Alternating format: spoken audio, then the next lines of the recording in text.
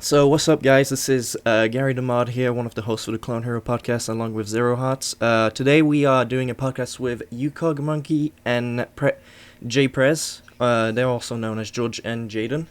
Would you guys like to introduce yourselves? Sure. Yeah, my name's Jaden, aka JPrez, or JPrez44 on YouTube. And my name's George, UKOGMonkey, known for drinking and memes. That's a pretty accurate description, but he's also known for Guitar Hero. Also, it's just a side project. Yeah, just a side project. So since we have George and Jaden here, people Indeed. are probably wondering why you two are paired. So, would you guys like to tell everyone how you met? It's because we are internet best friends. That's why. Of 10 years, that is. Yeah. We met online it was 10 years ago, wasn't it? Yeah, I think it was 2008. Yeah. I think we met through streaming on Ustream. I think it was through Score Hero and Ustream. Wow. For those who don't know what Score Hero is, it was like the old school website to track scores, and it was very, very popular back in the day. And a lot of people like to stream on Ustream as well. So this is before Twitch or Justin or anything like that. It was just point your webcam at your screen and then play the game. Yeah, those days, fuck. Yeah, but yeah, I was saying, I think when I first met you, Jaden, was when you were streaming and you were trying to tap Jordan, and I remember looking at it and just thinking, how are you doing this? How is this even a thing? And then I started doing it as well, on my stream, trying to learn how to tap. Right. But I don't know what your first memory of me meeting you was. Well, see, for me, it's hard to remember because, like I said, it was 10 years ago. But I don't know. The thing that I remember the most was just when Guitar Hero 3 came out, and I bought a 360 at the time. And I just remember, streaming on Ustream and doing pro face-offs with people. And I just remember, Strike Bowler, who's another person from way back then. And then you. I just remember, you two guys specifically, both inviting me or both wanting to play and, pro face-offing you guys. Yeah, we were the Three Musketeers, man. Yeah. A decade ago. I think you told me that you saw me on, the leaderboards for, Guitar Hero 2 hard mode as well. Yeah. Something like that. That was before we could do expert. Yeah, everyone's got to start somewhere, you know? Yeah, going into Guitar Hero 3, I'm pretty sure, I still wasn't really, capable of playing expert or FCing stuff, really. I was still working on Guitar Hero 2 and trying to FC stuff on hard and whatnot, so... Yeah, same. Yeah. So, yeah, I think that's how we met. Something like that, anyhow. It's almost been too long to recall, but... Okay. It's actually pretty nice to know because the last person that we had a podcast here with was Hell Ashes, and well, he studied back in the days with GH1 and GH2, but now you guys were actually GH3 people. For the most part, yeah. Yeah, for the most part. I started out on Guitar Hero 2, and I'm pretty sure I talked to you about this before, George, and you had a similar situation, but I just remember starting out on Guitar Hero 2, playing medium and literally learning how to hit the 4th fret. Medium, bloody hell. You did well to start out. Jesus. Well, so for me it was easy mode, for a solid at first, 2 weeks. Yeah. The first time I ever played was when I think Guitar Hero 1 had probably only been out for a month, and a friend of mine, he invited me over, and he tried to get me to play, and I literally failed I Love Rock and Roll on easy. So, quite literally. That was my first experience, but from there on, I actually started learning how to play the game by playing with a DualShock controller, and I probably did that. I did that for a good year at least, and I just got to a point where I was FCing stuff on hard. So those scores, George, that you said you saw and whatnot, on hard and stuff, a lot of them were done on a DualShock. I remember trying to. I don't know how anyone can play with DualShock. It just it goes over my head, man. It's still weird. I look at videos from I don't know, 7-8 years ago, the stuff that people are doing on Guitar Hero 3, Through the Fire and the Flames and Raining Blood, that I just I cannot comprehend how people are that good. But Yeah. back in the day when I was playing on like hard on Guitar Hero 2, I was able to FC like 6 on hard and Jordan and stuff like that. But Damn. and then afterwards, eventually I got a guitar, and just from playing DualShock, I kind of learned how to hit the notes. I kind of grabbed the concept of it, and then just started playing on medium, and then worked my way up to hard. And Yeah, I guess I started around the same time as you then. It was about a few months into 2007, and I was like saving up for the game because I read about it in a gaming magazine about how Guitar Hero 2 was, way better than Guitar Hero 1, and I don't know, I got interested in it, but I could not afford it. So, but thankfully, I have an auntie and uncle that live in America, and they came over to visit, and they hadn't given me like a Christmas or a birthday present for like about 3 years because it had been so long. So they were like, George, what do you want? What do you want, boy? We'll get you anything within reason. I was like, I want Guitar Hero. Please give me Guitar Hero. And yeah, they got me Guitar Hero 1 and 2 in a bundle. So the first thing I did was I wanted to just get the game and play it, but my sister happened to be at home, and I wanted to play it, but she was like, no, I want to play with you. You got 2 guitars. And all my family were like, yeah, why don't you both play together? That would be a nice activity for you both. So I was like, okay. So we go on Guitar Hero 2, because that was the most recent one. And then we did some sort of like face-off mode. And my sister completely kicked my ass. And I couldn't hit a single note. And my sister was like a natural. Like, she could just play on medium straight away. And I was really, really jealous and upset. So like the first few weeks of me with that game was just trying to get better than my sister.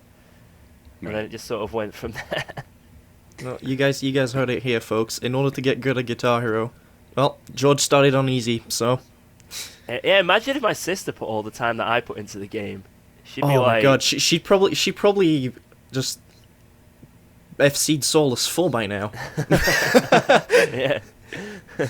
well, you see, it's weird because the way that it worked for me, like the way that I somehow got so good at the game, like quite quickly, was like I was still working on trying to 5-star stuff on Expert, like on Guitar Hero 2. And then when the whole like tapping thing, came to reality with Guitar Hero, for some reason I was just so interested in it, and like I don't know, I just decided to sit there and like start on Jordan Solo B and start on slowest and just like figure out how to tap. Like that was like the first thing I started tapping on. I'm like, okay, I'm gonna figure this out, and I spent days upon days just trying to learn that. And once I kind of like, people don't understand, like, because a lot of people ask you, like, how do you get good at the game? Like, is there a trick? Is there a secret? It literally is, like, if you want to get good fast, at least, you've just got to sit down and practice your Yeah, you just got to play and play and play and play. I mean, like it depends how. Like, you can obviously just play songs, but you won't really get better. You know what I mean? You've got to, like, push yourself and, like... slow stuff down and whatnot. Yeah. You got to play, like, the songs that you can't even pass, like, slow sections down and stuff like that. Yeah, and then, like, the more you start learning that, like, eventually your fingers just sort of, like, get it, if you know what I mean. Right. Then you can transfer all those skills into, like, other songs as well. So you sort of just, like... You'll learn, like, a few new sections in, like, a week or so, and then suddenly you'll notice when you're just, like, casually playing that, whoa, I'm hitting, like, way more than normal now. And, like, yeah, you got to put the graft in. There's no... I always say it's like playing freaking RuneScape or something, You can't just go from level 1 to 99. You've got to grind and grind, you know what I mean? Yeah. There's no secret. It's just grind. Yeah, exactly.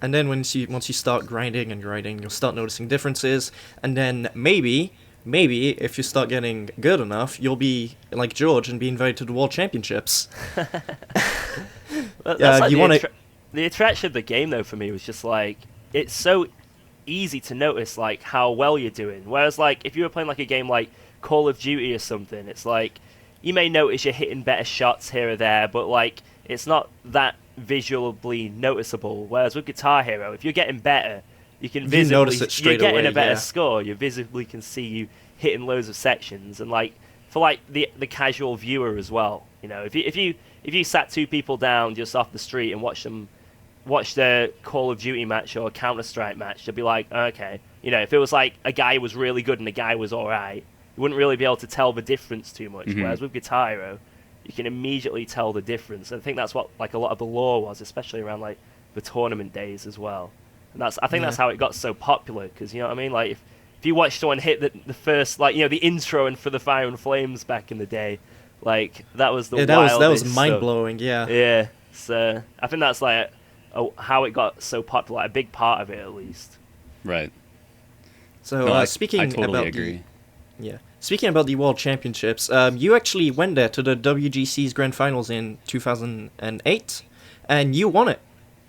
Yeah, that was in Cologne, Germany, the WCG Championship. I mean, I've done a load of tournaments. Like, I think I've probably been in the most tournaments out of like anyone in the Guitar Hero scene, just because I kind of got lucky and got in with a gaming team. Like, they were just looking for a Guitar Hero player, because at that tournament, the 2008 World Cyber Games, a gaming team in the UK, who eventually they were called the Imperial, but I don't know where they are now.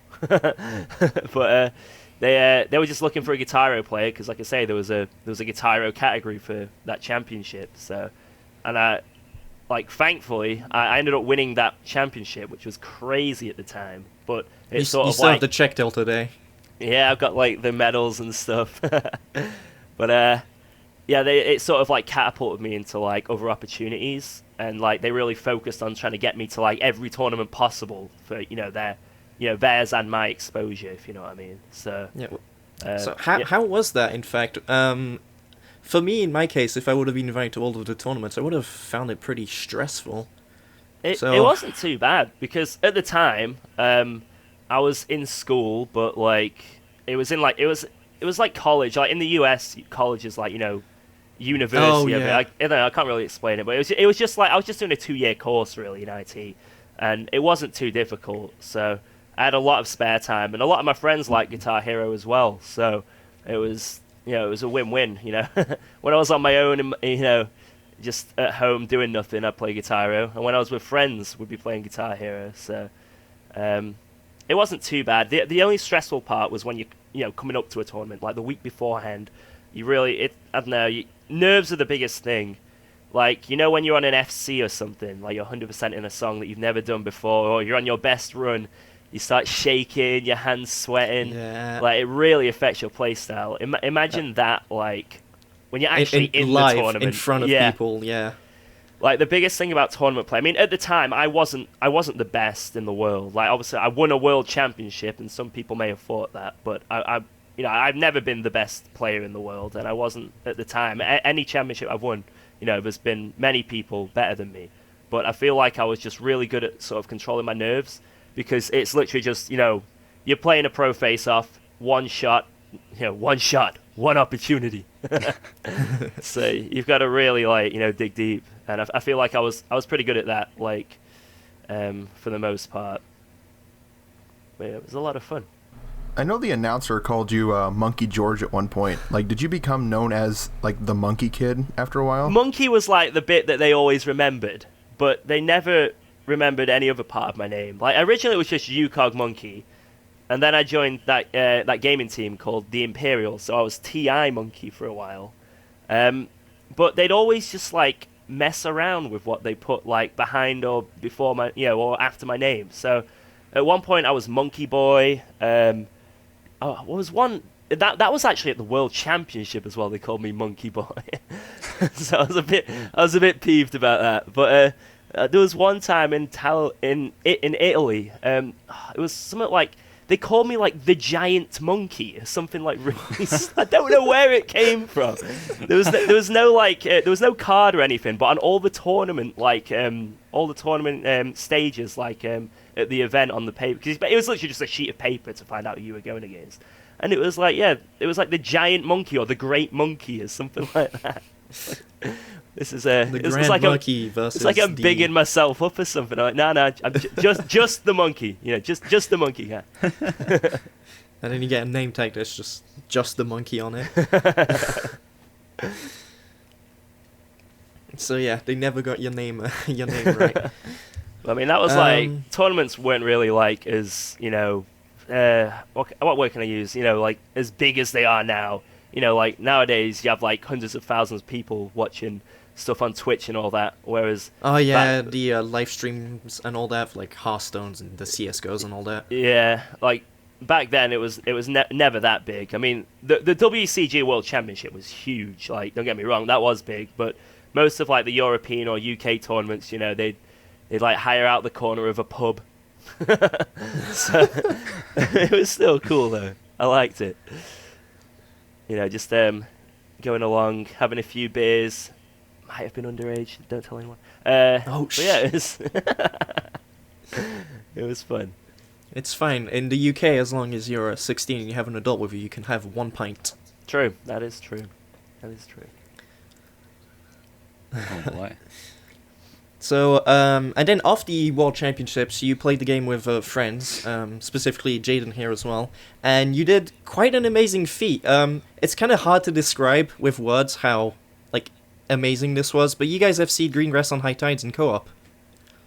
Yeah, we did a lot of like co-op stuff. Like me and Jaden went through like loads of games. Like we didn't. It wasn't specifically co-op all the time. We did a lot of full band stuff. Yeah, we like had, Rock Yeah, Band 2. I also have a full band here, video here, of Through the Fire and Flames first place. It's probably beaten by now with JPrez, UKOG, and Realmatic. Ah, yeah, I remember that. On like Yeah, Rock Band 3 or something, eh? Yeah, Rock Band 3. Yeah. Yeah.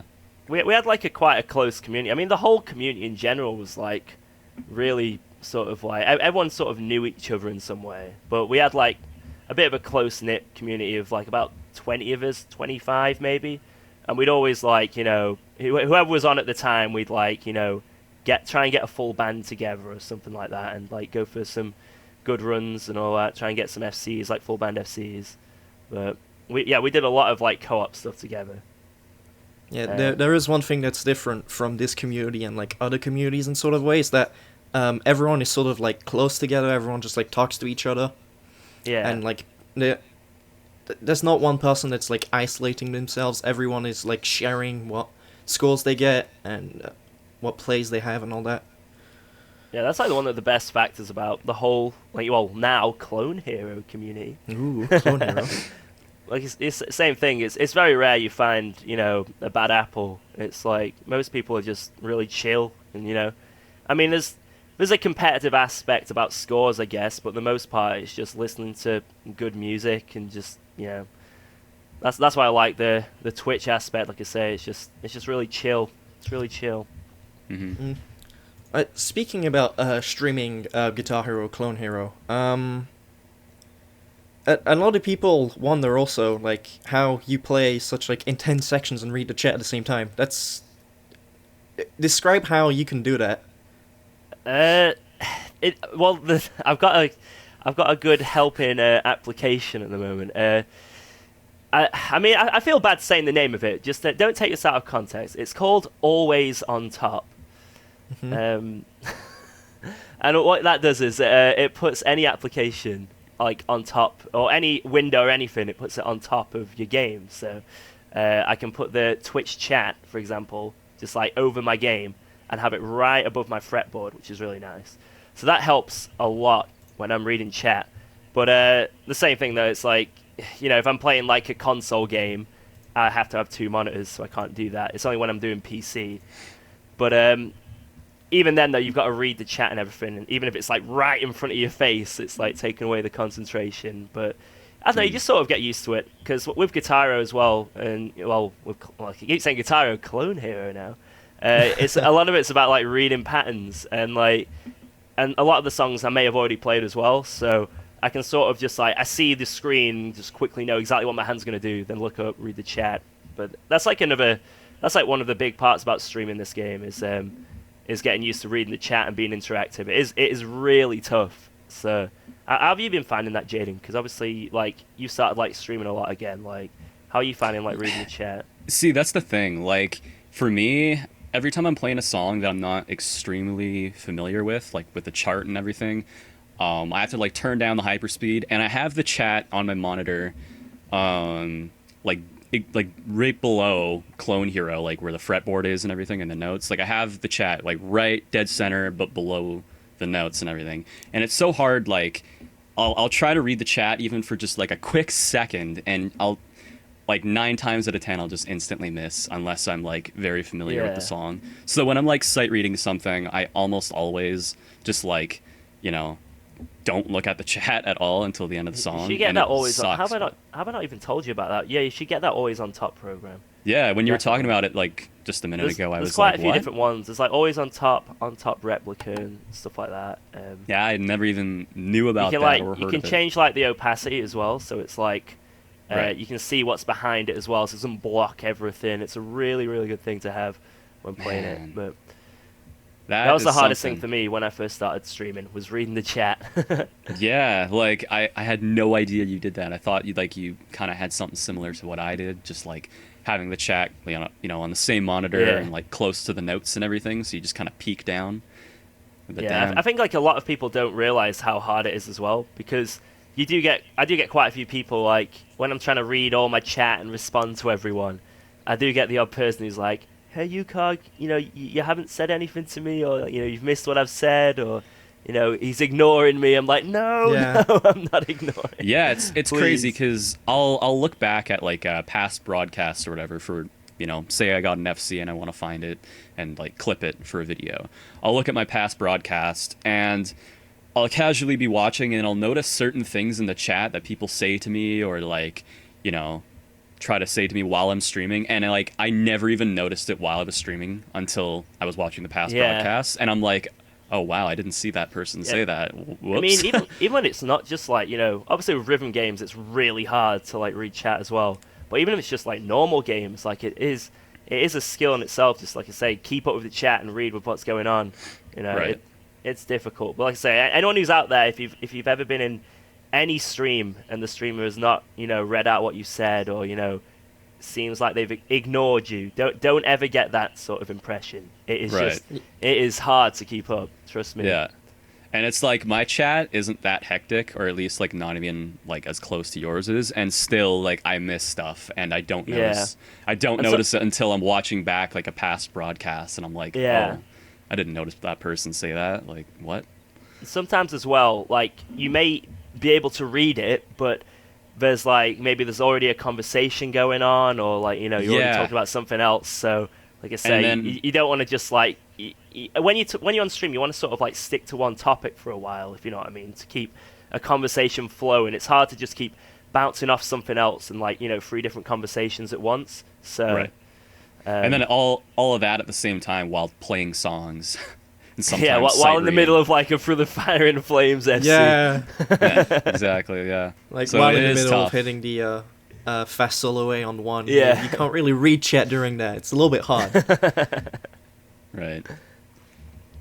But I guess that we should explain who Jaden is here, because obviously you were away for quite a while, and in Right. fact Zero here doesn't really know who you are, This is correct. Oh boy. and so just describe yourself honestly. Like, I how are you mean- part of the community? How were you part of the community? So, basically, back in the day, you know, I was just like I was talking about earlier. I was going for Jordan FC. I don't know if I was. I can't remember. I think it was Hell Ashley's who got the first FC, right? Yeah. Yep. Yeah, it was. And I think I got it maybe like a month or 2 after he did, or something like that. So because I quickly went from just like trying to 5-star stuff on expert to just like deciding I'm going to learn how to tap. And that's basically like what got me so good at the game so fast, because I decided to try and learn how to tap. And once I figured out like the whole concept of being able to hit notes and keep combo and whatnot, like I feel like that is basically, you know, what got me good at the game and how I got so good so fast. But from there, after I moved on to Guitar Hero 3, I feel like still to this day, one of my best accomplishments that I've ever, you know, that I have in my entire Guitar Hero career, I guess you could call it, is FCing the Fast Solo A section in 1. I was the first person to ever hit that. And I actually don't know where that video went. Like, I can't remember what happened, if it got taken down for copyright or something like that, but it was on my YouTube for the longest time. And yeah, like that was definitely one of my most Yeah, I memorable remember that. accomplishments. I remember Like, watching you stream, trying to go for that, because I mean, Through the Fire and Flames had been FC'd. Like, you know, one by Metallica had not been FC'd yet, and everyone was wondering like, how is anyone gonna hit that? You know, and I don't think the solo had even been hit, like genuinely. I can't remember if like who got, Through the Fire and the It Flames. was you who got the first. Yeah, it was you. Just said even. I'm Yeah. an idiot. Yeah. Yeah, you got the first solo FC, and then I think you were like trying to FC the song, and who was it? Was it Undead Phil? Yeah. Yeah. I gotta. So- I'm bringing back bad memories. I'm Oh, sorry. yeah. So, like we were talking about earlier, back in the day, it was Ustream.tv that everyone streamed on. And one day I decided, like, you know, I got good enough to the point where I wanted to go for an FC of 1. And there were only, like, maybe me and, like, 2 other people, maybe 3 that had even hit the solo before. So I was streaming for the FC of it on Ustream. And, God, I don't know how many people were in there. There must have been, like, almost 200 or maybe just over 200 people watching as I was grinding for the FC. And I remember, like, practicing the solo in practice mode. And then being like, okay, I'm good to go. Let's do this, guys. So I go back to the main menu and pick the song. And as the song is loading up, someone posts in my chat, yo, JPrez, I'm pretty sure the song just got FC'd. And then the link to something on Score Hero. And I'm like, yeah, whatever. Like, come on, I'm about to do this. And then I click the link. And it's a post from Undead Phil with a picture and everything saying, first ever 1 FC. And I was like, you've got to be kidding me. I was like, so devastated, but I'm like, I think I remember sitting there for like 45 minutes just like confused, and I didn't know whether to believe it or not, like whether it had actually been done. And then once I kind of came to the realization that, like, you know, someone else had just FC'd it before me, I was like, screw this, let's do a run anyways, let's get this, you know. I didn't practice all this for nothing. And I'm pretty sure on my second try I FC'd the song right then and there. So like 30 minutes after, well, I guess it should have been like probably like an hour after he did it, because I sat there for like 45 minutes doing nothing. But yeah, I couldn't believe it. So me and him FC'd the same song, like 1. We both got the first 2 FCs of 1 in the same night. And wasn't there like a bunch of other crazy FCs that happened that day? Do you remember that, George? I remember something on drums got FC'd. Something on drums, and then something else. A post on Score Hero, like. Yeah, it was Like, it was like a day that was, you know, noted as like a day to go down in history for Guitar Yeah, Hero. like every Guitar Hero 3 song was FC'd. Something on drums was FC. It was like Run to the Hills, was it? I don't I feel know. like I it can't was remember. that. I don't know. Something will know. crazy on drums, and then something else on what was that, like 4-fret Guitar Hero game for like a handheld? Oh, the DS game. Yeah. Something insane that was un-FC'd was FC'd on that too. So like a bunch of insane stuff happened all in one day, and it was like a day to be noted like forever. And I can't remember that day, obviously, but yeah, that was something else. But yeah, from there, I ended up FCing Through the Fire and the Flames as well. Not too long after I got 1. And then that was when like Rock Band became a big thing. Like Rock Band 1 was pretty big, I suppose. But Rock Band 2, I feel like when Rock Band 2 came out, that's when like the community kind of, you know, moved over to Rock Band, and like a lot of good players from Guitar Hero moved over to Rock Band, and people were going for like crazy FCs and full band FCs. Like full band became like a big thing. Yeah, Rock Band 2 was the best game. Yeah. It was the best game, man. To this day, like Rock Band 2 is probably my favorite game of all time, like no matter what. And yeah, just like going for full band FCs was so insane. Like, oh, it was one of my favorite things for sure. Like, yeah. That's actually pretty impressive. Oh, kind of a little bit coming off of that, but George, I was checking out your channel a little while back, and when you did that Goku going Super Saiyan 3 Helvian chart, I noticed that video blew up way faster than any other video, and I can't seem to figure out why. It's your 4th most viewed video. Just saying. Yeah. This is a bit of a strange topic, because that's like, we're talking about the whole sort of like Guitar Hero, Clone Hero Meme. sort of meme. Like, Yeah. So I guess, I don't know. At least my views on it. I mean, at first, when there were meme charts out, I mean, it was mainly Helvian, like we just spoke about then. He started doing some memes when I first started playing Guitar Hero, when I just got partnered and stuff. He started like making a lot of meme songs and stuff for me to play. And, yeah, I mean, they were really funny at the time because it had not been done before. And they didn't really get that much popularity, to be honest. They didn't get that much popularity on YouTube until the whole this past year, the whole woe meme epidemic. Oh god. I mean, and obviously that one, it was Jason. His videos went like really, really viral. Yeah, his videos, it was like 3.7 million which views, is I think. insane. It's insane. Yes, and, especially for like Guitar Hero in 2017. That's insane.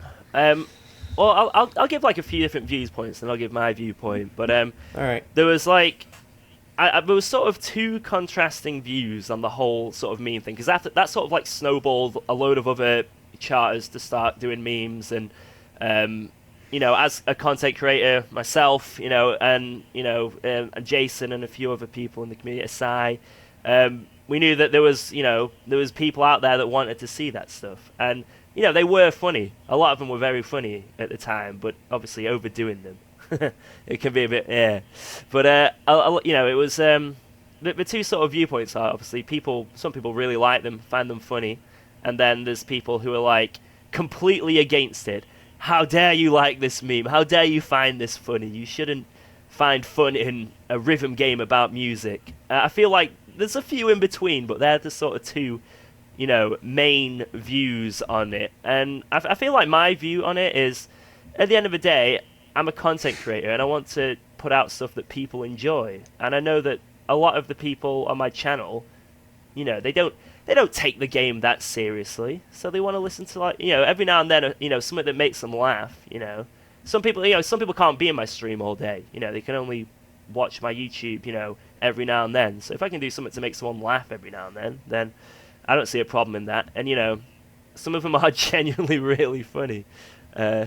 But I feel like as well, that sort of like brought in a large amount of people into the community. I mean, I'd say the average viewers for like, you know, on Twitch for the Guitar Hero scene was like probably around like 200 viewers, very tops, until a lot of sort of this meme stuff came about. And like now there's 4 fully partnered, you know, Clone Hero streamers, you know, me, Jason, Asai, and Randy. I mean, I think that's crazy, you know, that we do this full time now. And I feel like, you know, the sort of meme stuff really helped that. It brought a whole new, you know, it brought, well, literally millions of people to watch the videos. It did. So I feel like overall it's a positive. It's like it's a big positive for the community that so many more people, you know, are here. You know, I reckon there's a lot of people that may listen to this podcast that have, you know, their first video was probably, you know, some silly Guitar Hero meme on YouTube. But, you know, if it brings more people in, that's awesome. And I don't see how it can bring any harm to anyone, or, you know, I don't feel like there's more things to be upset over in the world. Yeah, it's just like some harmless fun. Exactly. So as much as you hear people say, "Oh, I hate these memes" and all that, at the end of the day, yeah, does it really affect you that much? And yeah, I like them. As long as they're done well, I like them, and I'll play the odd one here or there. So what was the other viewpoint you were gonna say? Yeah, that was like I said that a bit earlier, where it was like the sort of two views you have on memes are either people find them funny and like love them. A lot of people, like, you know, they really want the memes, or there's people who absolutely hate them. And like I say, there's not many people with an in between view on it. But like I say, I don't see them being, I don't see them to be. I mean, at the end of the day, they brought like millions of views to YouTubers, so they did. Yeah. Like even though they are overplayed, it did bring a lot of people into the community. Yeah, exactly. So I don't know if like I feel like the sort of it's like a kind of YouTube poop in a way. Most of the memes, like, you know, just make a song and change the lyrics here or there, and I feel like that sort of thing has been overdone a bit now. But you know, like I say, the odd one here or there, cool, you know. And even if someone just made a channel right now dedicated to Guitar Hero memes, what's the harm? I don't know. I just hear a lot of people, like a lot of negatives about it, and you know, it's just there's no need. Like I say, there's plenty more things to be upset about. and if it brings more people into this awesome community, then there's no harm done, is there? So that is very true. I want to go back to Jaden saying earlier that he started practicing tapping on GH2 to like FC Jordan. But when you watch your streams, when I've watched your streams recently, you tend to do charts with 4 strums. Oh yeah. Like you tend to do like speed ups, like Get Ready to Rock, with like all strums. That is insane. How do you do that? Well, see, that's the thing. Like, I really like the fact that Clone Hero, has options in game to like have 4 strums and speeding stuff up, because it does make like it gives you more variety, and rather than just like going for an FC of something, you know what I mean? Yeah, it's also a lot easier to like speed up, because back in Guitar Hero days, you either had to make your own speed up, or you had to use the speed hack that Exile Lord did. Right, and that's the thing. Like all that speed up stuff and whatnot for Guitar Hero 3, like that kind of just came out prior to Clone Hero. Like that wasn't always around.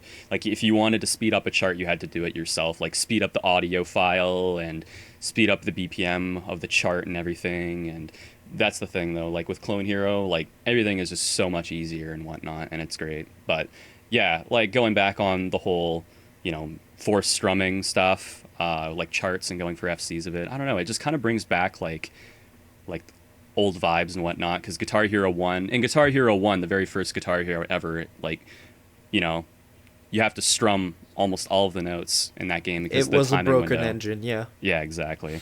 And I don't know, it's no, it wasn't broken. You just got to learn how to play it.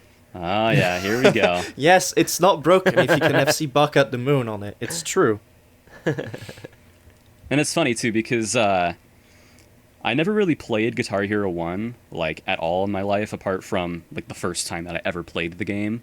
But between, like, then, or, like, between the time that Guitar Hero 2 came out, all the way up until, like, maybe a year ago or something like that, I basically had never played Guitar Hero 1 in my entire life. So playing it for the first time, pretty much, about a year ago was quite interesting. Like, there were a lot of songs that were, fairly easy to FC, like, in the first couple tiers that I just, like, I couldn't even bother with. But then there's me going straight to Bark at the Moon, and within a few days, I FC'd that somehow. And it's just, like, once I did that, I realized I just absolutely loved the concept of it, like, going for FCs of stuff, strumming every note on, like, a tight engine. It's just, I don't know, it makes things a lot more interesting when it's more difficult, I find. And that's what I love about Clone Hero with what just happened? That's the thing. Okay. That's the thing that I love about Clone Hero. It's just like you can change things up so much, change the speed of stuff, change the notes, and turn everything into all taps or all strums. And I don't know. I'm having a lot of fun with doing that right now. Yeah, that's what you notice with a lot of the like new streamers that have popped up from like Clone Hero and all that. They tend to do like speed ups, and I understand why, because when you play a song sped up, there's kind of a feeling when you play a song sped up where it's more challenging, but it also feels more fun. Right. Because like you're more focusing on the chart, you're more intensely on it. Right. And that's the thing. That's the thing. Like, you're playing the same song that you'd like to play, but you're making it a little bit more difficult by speeding it up, or forcing the notes to be strums. It just kind of, you're playing the same song that you'd like to play, but you're making it more challenging if it's already not too hard to FC. That's very true. And speaking of speed ups, George, you were the first one ever to get Through the Fire Flames at 125% FC. Yeah, boy. You want to talk about that one? That's one hell of a huge accomplishment. Yeah, that was the thing that sort of like catapulted me into being able to do this full time, because it is your second most viewed video on YouTube. Yeah, that my most viewed video being Rap God. We are the 19%. But no, yeah, that Through the Fire and Flames 125%. That was the best FC I'd ever done at the time. I had a sort of goal on Twitch where I wanted to hit 250 subs, and if I hit 250, then I'd leave the job that I was currently in. I was working as a care assistant in an old people's home, And I was like, I'm going to leave that job. As much as I do like the job, I was like, if I can play video games for a living, hell yeah. And that was my goal for a while, to hit 250 subs. And then, yeah, I was going for Through the Fire and Flames 125%. I'd tried it before in the past. I had 100% overstrum a few months back because my guitar, like, it just overstrummed.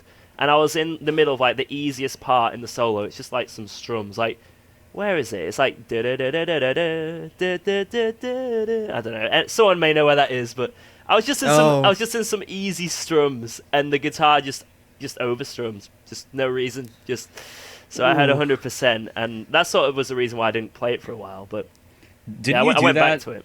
Didn't you get that overstrum run like quite a while before you got the FC as well? Yeah, that was a long while ago. Like I say, it was about 6 or 7 months, maybe even more actually.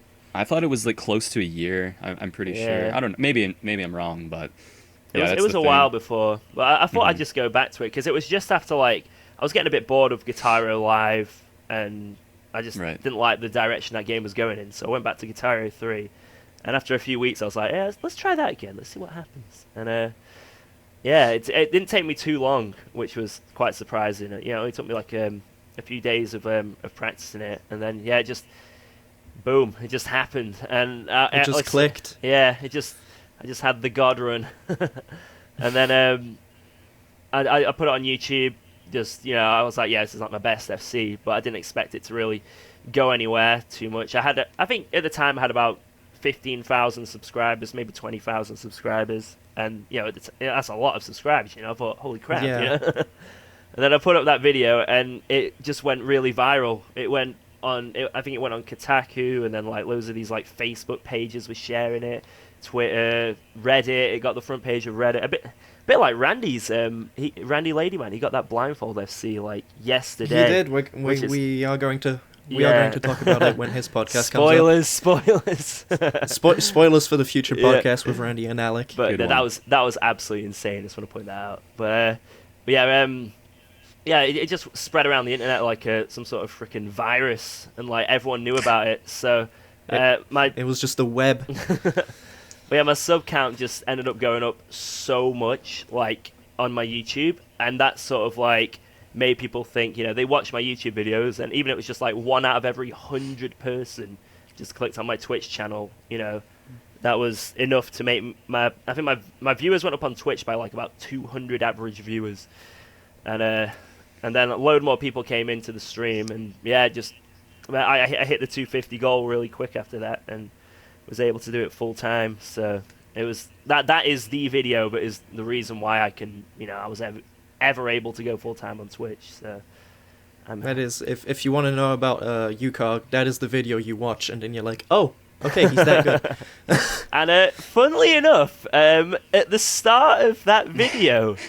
A certain someone in here right now gave a donation to the stream. Who was that? Was it? It might have been this guy called Prez, JPrez, I don't know. Is it JPrez 44? I can't even remember what it was. That was back when people were doing the friggin' text-to-speech, the @ symbol or whatever, over and over. Oh God. Yeah, I think that's what I did, something like that. I think because of that, that's the reason. That's the reason I FC'd it. Yeah. Your motivation. That's right. I take full credit for that FC. Yep. Full credit. And so you tend to be known in the community for... I don't know. In my eyes, you tend to be known in the community as someone who FC'd Through the Fire and the Flames. And I joined in at the moment while you were going for the Rock Band full grind of Through the Fire and the Flames. Yay. Which actually was... I was very impressed by the view count you had, because every time you went for the grind, you averaged about 800 to 900 viewers, which was insane, and you like peaked at like 1,100 when you were grinding for Through the Fire and Flames on Rock Band 4. Yeah. I feel like a little bit about that is people like... As long as it's like...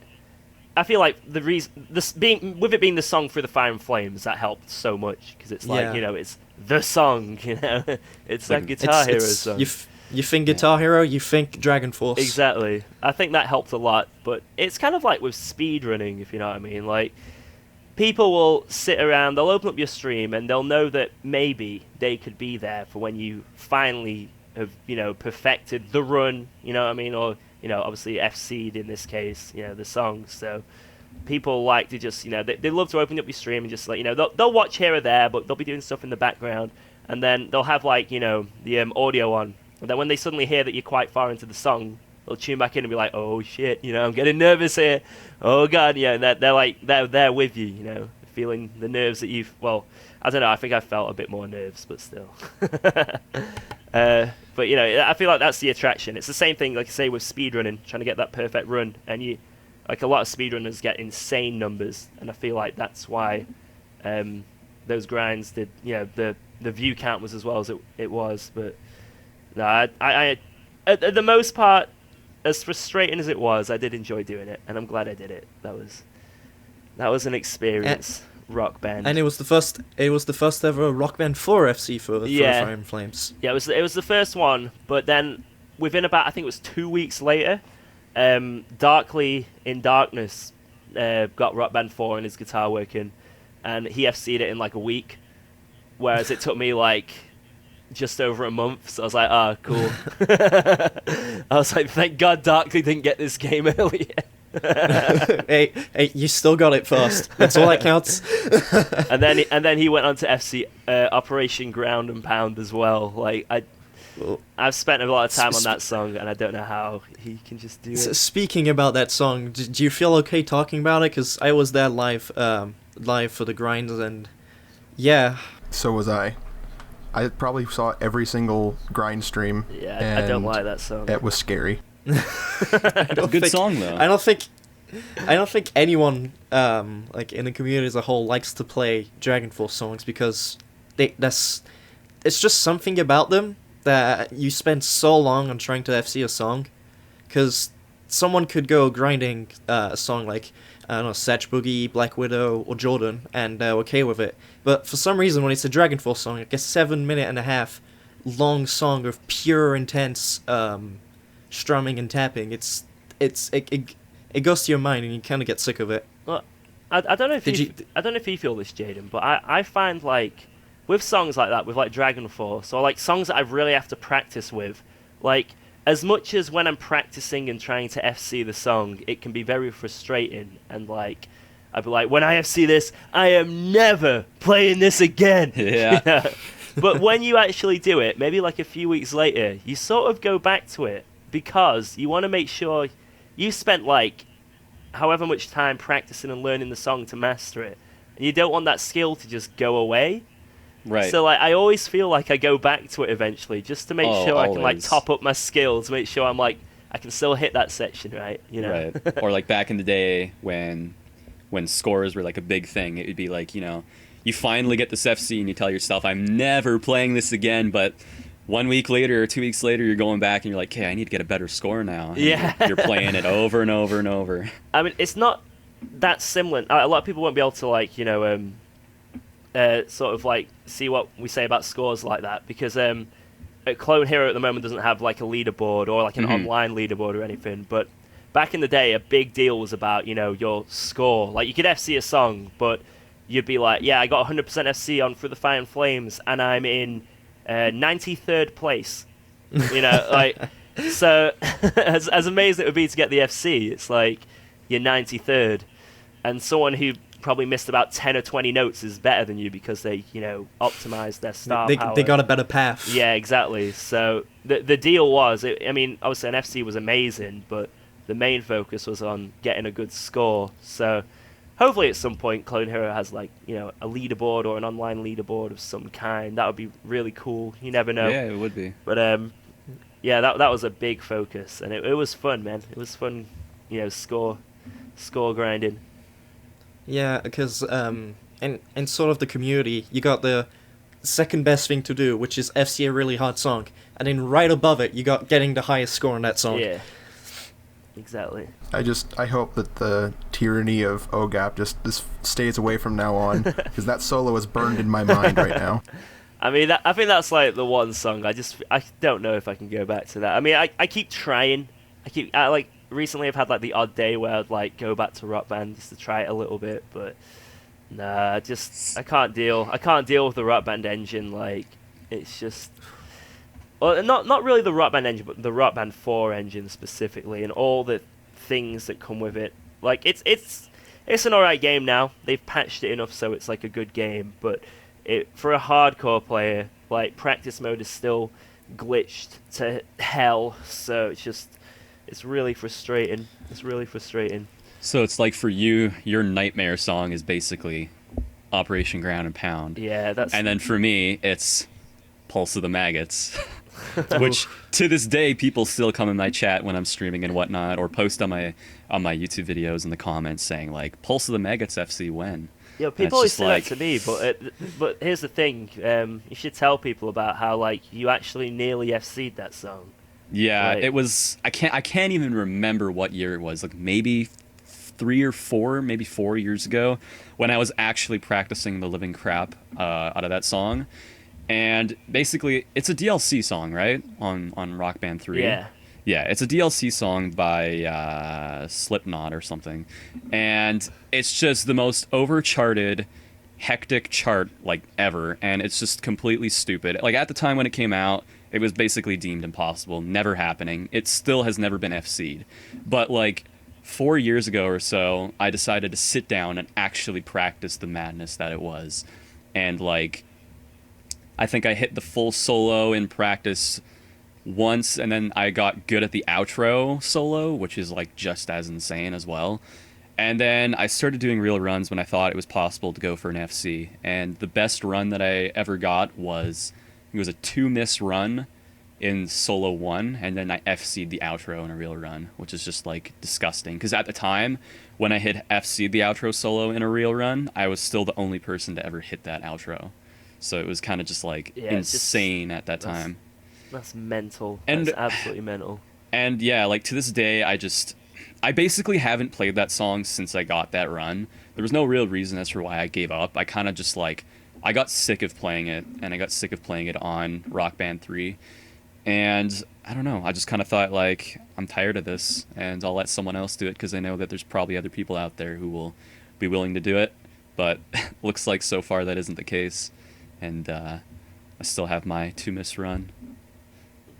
But I don't know, I just don't see myself ever going back to it. Like I have no motivation or reason to want to play that mess again. So I don't blame you. yeah, and like had I got that FC, that would absolutely most definitely be my best FC probably forever. But I don't know, it's just a mess. If of a anyone song. out there is like wondering about this song and how hard it is, imagine if you had like a packet of Skittles and just threw them on the table, and like whatever pattern sort of appeared, that's the notes. That is what the song is for a whole of a first solo and then an outro as well. Just in case you somehow get past the first solo, which has never been done, but just in case you do get past the first solo in a real run, you've also got an outro as well that's just as hard.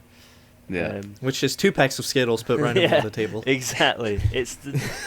And on the Rock Band engine as well. It's just nah. Okay, we've been talking about like GH and Clone Hero and Rock Band for an hour, and I kind of want to move to what Twitch gave to you. But before we do that, since we have 2 veteran players, do you guys want to talk about the weird thing that every single Guitar Hero / Rock Band games have different timing engines? Like, when you play a game professionally, as or as intensely as you guys do, Yeah. how is it to change between the engines, the different engines?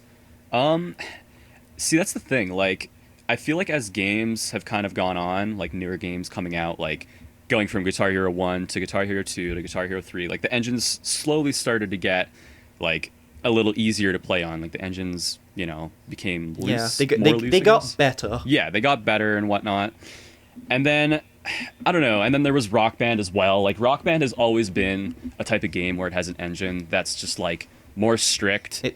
It's a tight engine. Yeah, and it kind of makes going for FCs on those games like a lot more difficult, and it gives you more of a challenge, I guess you could say. But that's the thing, like after after like playing on all these games, all these different games for so long over the years, like I don't know, I feel like going from game to game isn't really like that much of a problem anymore, whereas like, say you only put like so many hours into a game and then try to go to Guitar Hero 3 and play that for a few months and then you go back to Rock Band or something like that. Yeah, it's definitely a challenge, but once you're grinding a game over and over and over for so long and playing the same game on the same engine, like Rock Band, for example, and then go to Guitar Hero and go back, I feel like it's kind of like muscle memory, you know what I mean? Yeah. I don't know, I always found that, like, I've always had a bit of a gripe, because I feel like with Guitar Hero 3, like, by the third installment of the game, like, proper, 1, 2, and 3, like, get rid of all, like, the bonus games and stuff, but, Yeah. I feel like, everyone liked Guitar Hero 3. Like, there was not many people that, there was some people that obviously disliked it, but, it was the most popular game. It was the first ever game to gross $1 billion in sales, I think. Like, it hit a world record. It was the most liked Guitar Hero game. For sure. Well, even Rhythm Game at that point, because, GH3 and Rock Band 2...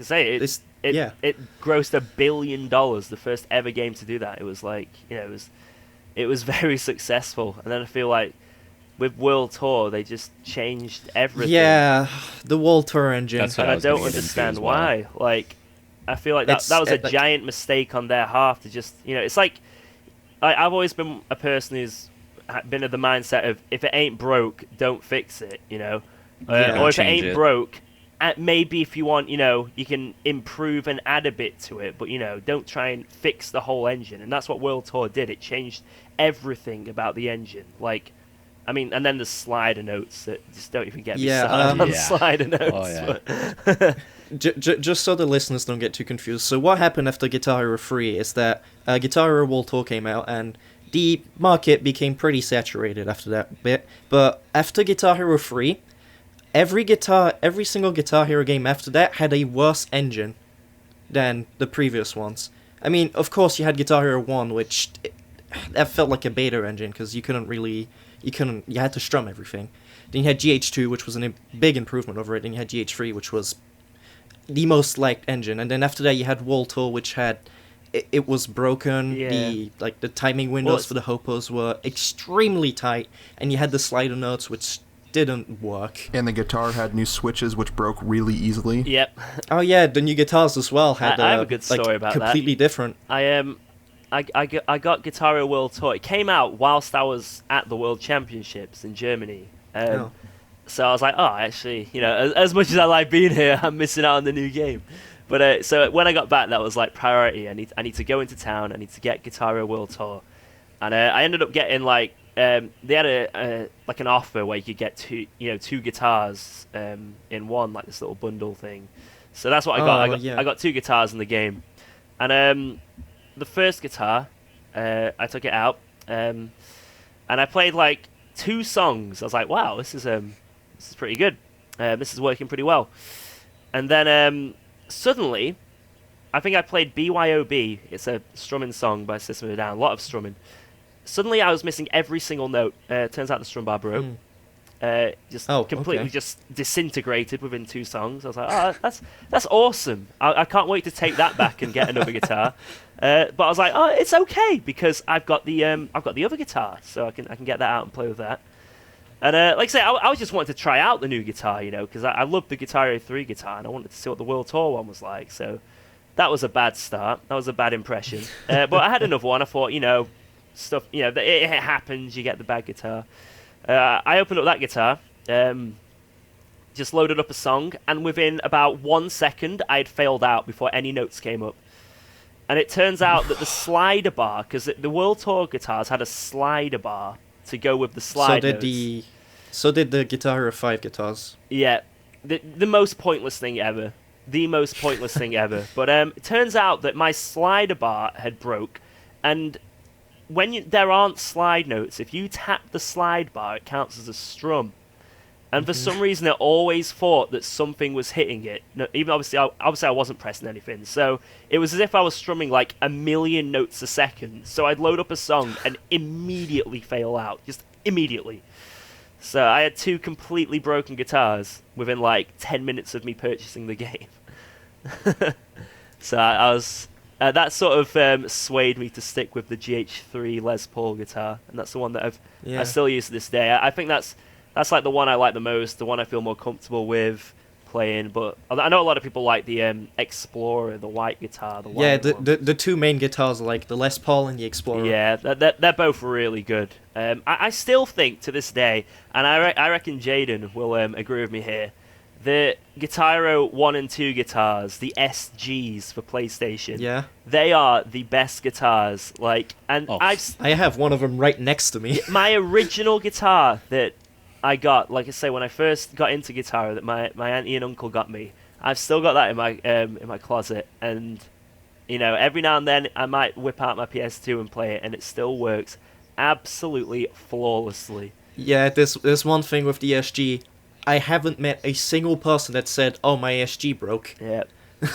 Yeah, same here. Like, I'm pretty sure I have a Guitar Hero 1 and a Guitar Hero 2 guitar, and if you think about it, like, no matter what, those guitars are like 9, 10, 11 years old or whatever, and like, I've never had a broken Guitar Hero 1 or Guitar Hero 2 guitar. Yeah. Like, they're incredible.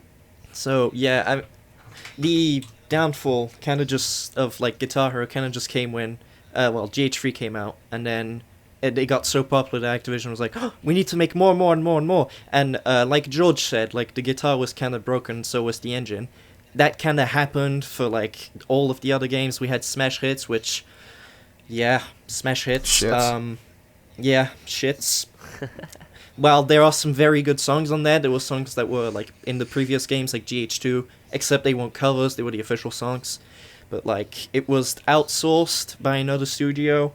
And then after you had like the Aerosmiths, the Van Halens, the Metallicas. Metallica isn't actually that bad. It has some good songs on there, but like all the engines got just worse and worse. And then Warriors of Rock came out, and that was actually a pretty okay engine. I've played on it myself.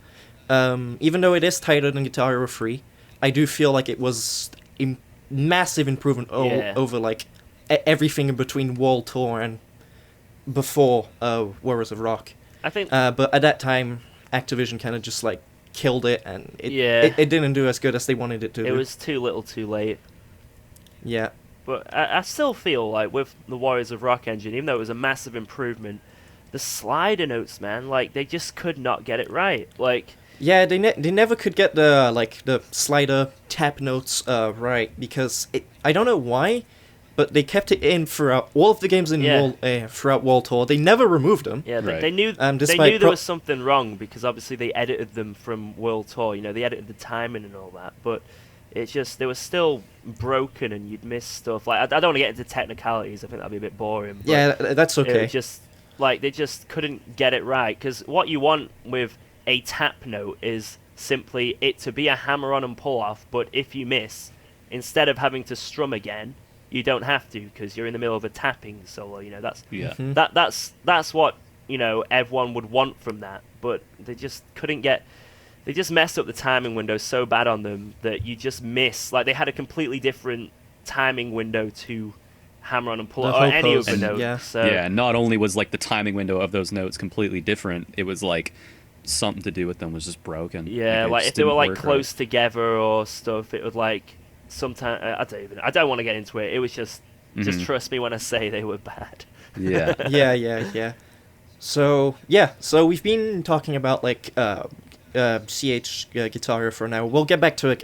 We'll get back to it after a little bit. Like talk about the current state of the community and the future of it. But what I do want to talk about is like Twitch goals and other stuff that you've done, George. Like, because when you reached, like, I think it was a certain sub count, a follower count, and for a stream you decided to cosplay as Midori from GH3. Yeah. I love it. I remember that. I like doing silly things. It's fun. It keeps things fresh, and, you know, I guess I'm not like the normal streamer. Like, anyone who's watched my streams probably knows that I'm a giant idiot. But I like to do things that are just, you know, a bit out of the norm, just to keep things entertaining, because, you know, it's my job at the end of the day. I feel like if I did this as much as like Clone Hero and all that, and, you know, video games are fun, I feel like a lot of people don't just come for the game, they come for you as well. So yeah. But yeah, I've done a cosplay as Midori. That was that's probably my favorite cosplay that I did. and then the UKOG high emote came from it. Yeah. I've dressed up as a maid. I've done loads of stupid things, but I mean, if you Dyeing follow your my hair channel, yeah, dye my hair pink. Well, it's now blue, but not many people have seen that yet. Even I haven't seen it yet. God. It's beautiful. Yeah. But shameless plug, just follow the stream. You'll find out what I do next. Yeah. Twitch.tv/UKOGMonkey. The Great Monkey, actually. The Great Monkey. Actually, it's the giant ape. No, just Great ape. might as well get it completely Monkey wrong. boy. Son Goku. Yeah, Son Goku. Oh, wait, 1 second. So- My cat is meowing really, really loud. Just give me 1 second. I just need to know what, I Okay. just need to know what he's doing. Okay. Streamers and their cats. I know. It's like every streamer has a cat now. It's an easy way of getting views. Did you not notice? The internet loves cats. If you have a cat, you get more views. I mean, I love cats. So Exactly. it works for me. If you have a cat on stream, boom, that's like 10 plus viewers. They're only there for the cat, though. And if you don't have a cat, then just play Nyan cat memes, I guess. Forstrom Nyan cat Yeah. memes. Oh, that's my next video. Oh, Oh god, no. Forstrom 159 cat memes. I exactly. found a GH3 tapping 9-cat chart. I cannot find the chart, only the video. Ugh. I kind of want to find it, though. GH memes, my dude. They're beautiful. I feel like that was like the first GH meme, to be honest. The Nyan cat. What, 9 cat? Yeah. The first big one was the tables. What about brain power? Did everyone forget about brain power? Brain power is Ooh, beautiful. yeah. Oh, Yeah, that- brain power, of course. But, like, that's not a community meme. That's a Twitch meme. Yeah. Yeah. Brain power! Huh! Hua, hua, hua. Oh, God, no. Alright, so, as I was going to say, George, like, you did all of the Midori cosplays. You dyed your hair pink for 2,000 subs, and then you dyed it blue again because the fans decided to, like, you did a poll, keep it pink, change it back, or make it go blue. Everybody voted on blue, and I think that as a streamer in general, as like an online personality, it's a good way of giving back to your fan base because if you want to give back some more, like you can try and chat with them, but then once you reach levels as big as yours, like as many followers as you have, it's kind of hard to interact with the community by just like talking to them after streams. So I do feel like doing cosplays and like sort of little silly stuff for achievements is a really nice way Well, yeah, it's because of with this, well, it even sounds crazy to say it now, but with this job, I mean, it literally is my job now. You know, it's like the reason I'm here is because loads of people over the internet like what I do, and and watch my stuff, and some people financially support me, which obviously helps a lot, and then just through subscribing on exactly, Twitch and donating. and then some people just viewing stuff, which obviously on YouTube has a revenue, so it's just it all adds up, and I wouldn't be doing this if it wasn't for loads of awesome people over the internet. So it's the least I could give back. You know what I mean? Like Yeah. like I Like, because I have a feeling when you're a streamer, when you get, like, the huge amounts of donation, like, even when you're a YouTuber, and you get, like, all of the ad revenue from, like, the millions of views you get, I have this feeling where you're just like, man, I really want to give more back to the community, but I don't know how. yeah. So, like, you sort of, like, make plans, like, achieve, when you want to reach an achievement, you're like, oh, if I reach this achievement, I'll go bald, or, like, if I reach this one, I'll go to, like, a community meetup, like TwitchCon, for example. Yeah, like some of them I've just done like just because, why not? But like I feel a lot of them were just sort of like it was me just just people quoted me basically from my stream. Like I think this was like just as I hit 1,000 subs, someone was like, "So what are you gonna do for 2,000 subs?" And I was like, "Oh, I'll dye my hair pink." Lol. Yeah, really, like that'll happen. Turns out, Oh no, it happened. exactly. So I feel like a lot of those that's the reason. But I'm not gonna back out. I'm not gonna back out of that. Apart from at 1,500 subs, I did say I'd play Girls Aloud, the band Girls Aloud, in a public place, very loud. And that's the only. Still waiting on that's that. the only one. But we'll see. I know I know you've Helvian, mentioned if it he listens to ever. this, he'll be like, UKOG. You gotta do the girls aloud. Yeah. But yeah, like I say, it's just a way of giving back, and if it makes a fool out of me, if it's funny and embarrassing for me, I mean, so what? You know what I mean? Like, if I look like an idiot at the end of the day, I mean, I don't care. I don't care because as long as the viewers are having fun. Exactly. As long as you guys are having fun, then I'm having fun, no matter what stupid things you make me do. UKOG, do a handstand and play brain power with your tongue. Oh my god. To be honest, that'd be pretty impressive. I've probably done that at some point. It's like randomly doing a drunk stream. Yeah, guys, I'm doing a handstand. Let's go. And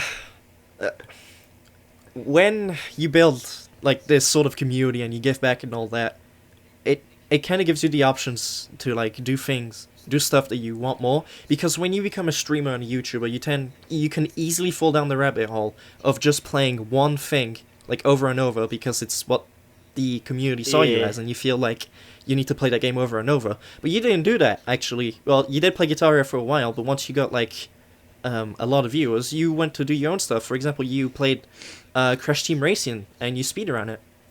Yeah, I feel for like a couple months, I think, wasn't it? Yeah, like it's what you said, really. It applies to like any streamer, I guess, because I don't think there's been many sort of full variety streamers that have there's not that many that just grow and grow and grow, because they're obviously going to be changing categories on Twitch. I mean, YouTube's a little bit different, I guess, but it's, on the Twitch side of things, at least, like the most times you see anyone suddenly grow or expand their audience and whatnot not expand, like grow their audience, is just through one game. You always find that most people start on one game, like you say, and then it's like the thing where, do they want to expand on that? I mean, some games you can literally just stick on that game, and I feel like we've got sort of lucky here that Clone Hero is well, at the time Guitar Hero, even then, there was a giant custom community behind it. So it's hard to get bored when there's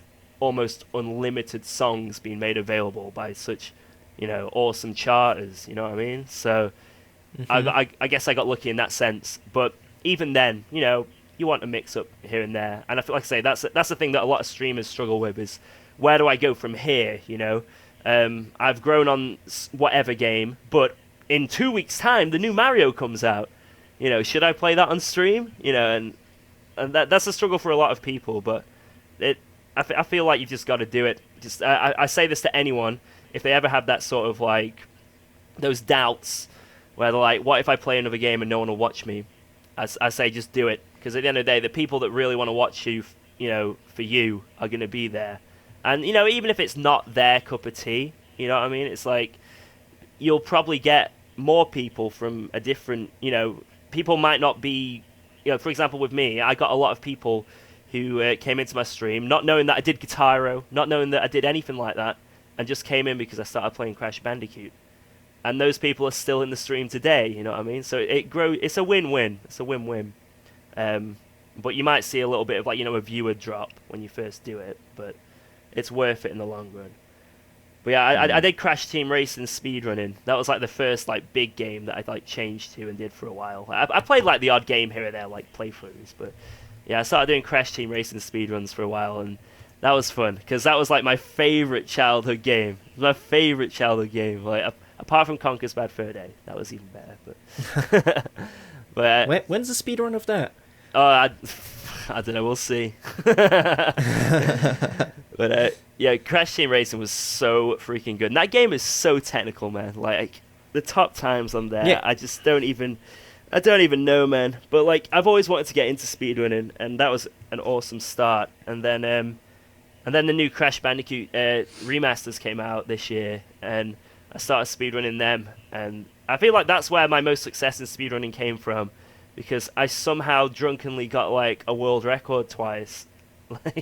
I don't know how it happened to this day, but I just I mean the first time I got the world record on any percent on the Crash Bandicoot 1 any percent, that one, it was just, there wasn't too much competition at the time, but then a lot more people came into the scene and just destroyed that record.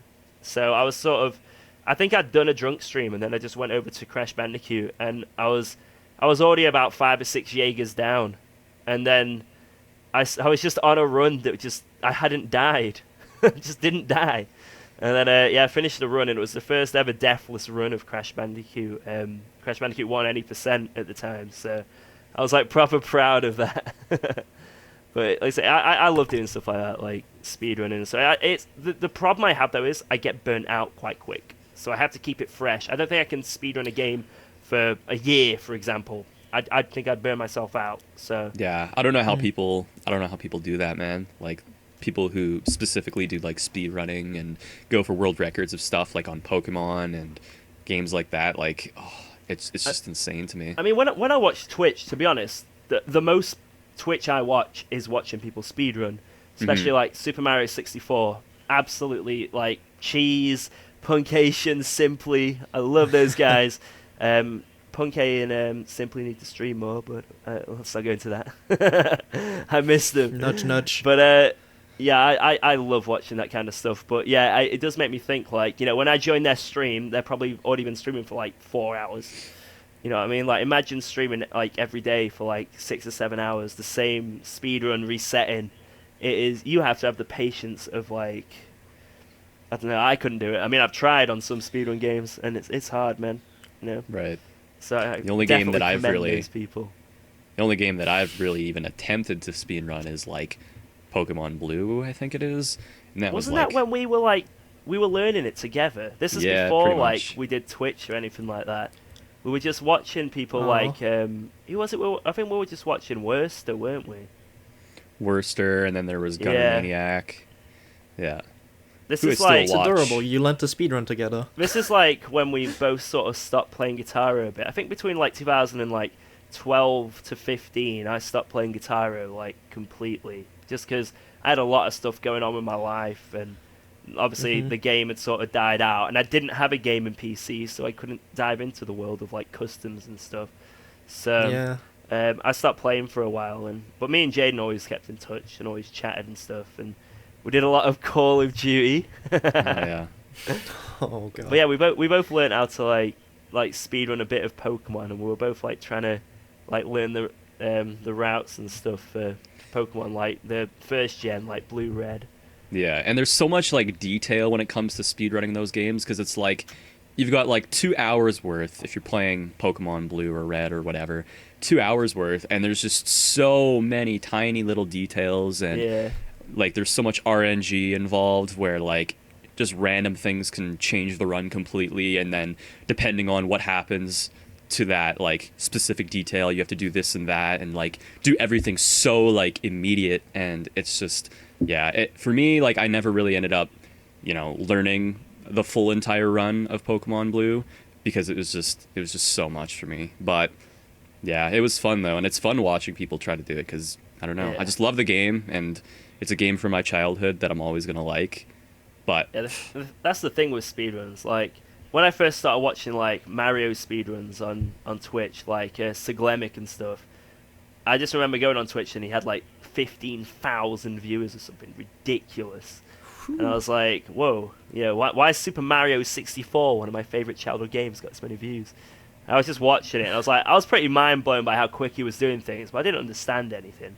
I didn't understand his movement, or when there was going to be a tough section in the run, And that's like the best thing about speedruns, watching them, is once you actually, if you do a little bit yourself and like a bit of research, or like watch a speedrun for a while, you start to like pick up those things, like where the hard bit is, and like, and it's sort of like every run you sort of invest in. I really like it. It's a bit like guitar in a way when you're going on an FC run. You know what I mean? Yeah. Like, if I'm watching like Randy Ladyman do a blindfolded for the Fire and Flames FC, I'm like, obviously when you're watching a YouTube video, it's a little bit different, because they're going to do it. But when you're watching it live, it's like you don't. When you're on a Twitch chat, exactly, no one knows, and like the hype is building, and it's the exact same feeling when you're watching a speedrun. So which is why every time that like someone FCs a hard song in a Twitch chat, the Twitch chat goes 100 miles an hour. Exactly. I mean, let's say on YouTube, it's not the full effect, because the YouTube video says 100% FC in the title. You know what I mean? It kind of spoils it. Exactly. But like I say, on Twitch, it's like you're there. It never happens first try. Well, maybe once or twice, but if it's a really crazy FC, there's a grind. There's some there's a backstory to it. You know what I mean? So Yeah, exactly. Yeah. You said that the first game that you sort of really variety streamed was Crash Team Racing, but I remember you variety streaming Pokemon runs. Randomly generated Pokemon runs. yeah, like I said, the first game that I say really invested in, and it sort of became a regular stream thing was Crash Team Racing. But like I say, I've done a lot of other games before that, just on the side here or there. I never sort of got into say Crash Team Racing was the first one I proper got into for a while. But yeah, I did loads of I had a series where it was every Thursday I'd play a different game, and I had a series at one point where it was I had to complete a game, but the controller was my guitar, and I ended up the best challenges. I ended up beating I beat Crash Team Racing. I beat Crash 1, 2, and 3. I beat Banjo-Kazooie with every jigsaw piece, which I think that was the best one I did on the guitar, and a few other things. I think I did Conker's Bad Fur Day as well, but.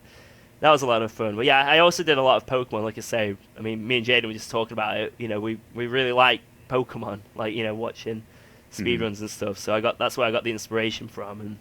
And there's you can get loads of randomly generated games through these apps and stuff, where it's just for example, every Pokemon's random, every evolution's random.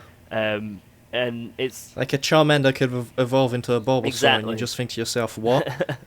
And I did a few of them, and I did a few drunk streams as well. There's this game called I think it was called Pokemon Brown or something, but it's really, really hard. And I said to myself, every single time a Pokemon faints, I have to down a beer. And I think that was one of the first ever drunk streams I ever did, but that didn't end well. Well, I mean, for my liver at least, it was fun, but my liver didn't like it. Yeah.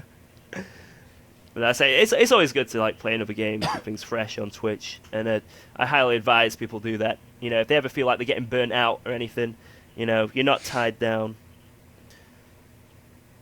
Yeah, because that's how I'm feeling. Because obviously in this community, I see my follower feed is full of just Clone Hero streams, and I think to myself, how do you play it 8 hours every day?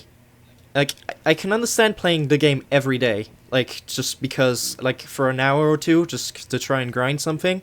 I can understand that, but for every day to, stream a main game for 8 hours, Yeah. and you think to yourself, how do you not get burnt out by it? So, and as you said, a good way of doing it is just, doing a variety stream, even if you're a small streamer. I do feel like it's very good, Yeah. because you'll get into the habit of just getting a wider community out of variety streaming, so you can get a lot of different people in, and a very wide and broad community. But one of the most recent games that you have streamed was Doki Doki Literature Club. That is one of the best games. I'm not. What is that even? I haven't. You gotta play it. Wait, Jade. Anytime anytime that you've streamed it, I've never been around to see it. So I mean, I just did it all in one giant stream, pretty much. Okay. I thought I'll just try this game. So what it's turned into a 15-hour. You want to explain it to Jada? Right. You can't really explain it, right? So from the outside, it's Spoiler warning, by the way. spoiler warning. Spoiler warning for Doki Doki Literature Club. I'm not gonna spoil anything. Don't worry. But if you've never played the game before and you've seen all these images of the game, or or let's say you haven't even heard anything about it, if you type in Doki Doki Literature Club into Google Images, you will get 4 cute girls, Japanese, it just looked like the most weeb game ever created. Let's just leave it like that. But Yeah. trust me, just play it. Trust me, it's good. There's a warning before you start the game, but just ignore that. Just play the game. The warning doesn't matter. Yeah. Just ignore that one. It's a fun and cute visual novel. Exactly. Mm-hmm. And Yuri is the best girl. Hey, Natsuki. Oh, They're all beautiful. Yeah, but Natsuki. just Monica. It's just Monica, guys. Come on. I'm out. And then of there's here. me. See ya. I'm clueless. So So going to variety streaming, Jaden, would you ever think of being able to variety stream something? Like, you said that you'd like to speedrun Pokemon. Yeah. Do you think you could do that on stream? Like, one of these days, potentially, yeah. And I feel like if there is a game that I were to try and speedrun, it would most likely be like an old school Pokemon game like that. Like, for a little while, I kind of got into it, but I don't know. I feel like if I would have streamed something like that, then I would have kept with it. But it's so much time and effort to like keep up with world records or even come close to world record times and stuff like that. But if there was a game that like immediately comes to mind that, you know, I would want to try one day to try and speedrun or something other than Guitar Hero, it'd probably be something like that, like an old school Pokemon game. And I don't even know if it's really a speedrunnable game, but those old Spyro games, those were probably like my favorite games ever. Yes. Those are fun as hell. You could definitely do a speedrun on those games. I've actually Spyro never really 2, seen I've never really seen like speedrun videos before. I don't know why, but yeah, like that's another game that I absolutely loved, and that would be incredible to try and like speedrun one day potentially, or something like that, or at least just like go through the games and play them. At least like they're so much fun. Yeah, like what you said just then, like with how much effort it is to learn the games. That's the main reason why I sort of like, at least with the last game I speedrun, Crash Bandicoot Insane Trilogy, I sort of burnt out on that because as much as I love playing the game on the side, I don't want it to be my main game. I don't want to just like completely switch. But you've got to, if you want to get good at a speedrun, you've really got to just put all your time into it. So, right. I mean, that it still makes me think like how the hell I got any world record on that game. I don't know how I did it. You're still placed number 8 Yeah, on the speedruns.com leaderboards. I just don't understand. I just put it down to absolute luck. But yeah, you've got to invest so much time into that. So I mean, casually playing other games, go for it. Speedrunning, you know, don't expect the best results if it's going to be something just on the side. Oh, exactly. Yeah. When it comes to speedrunning on Twitch, at least, how is it to like check the chat and play at the same time? Oh. See, that's the thing. Like, I don't get it, man.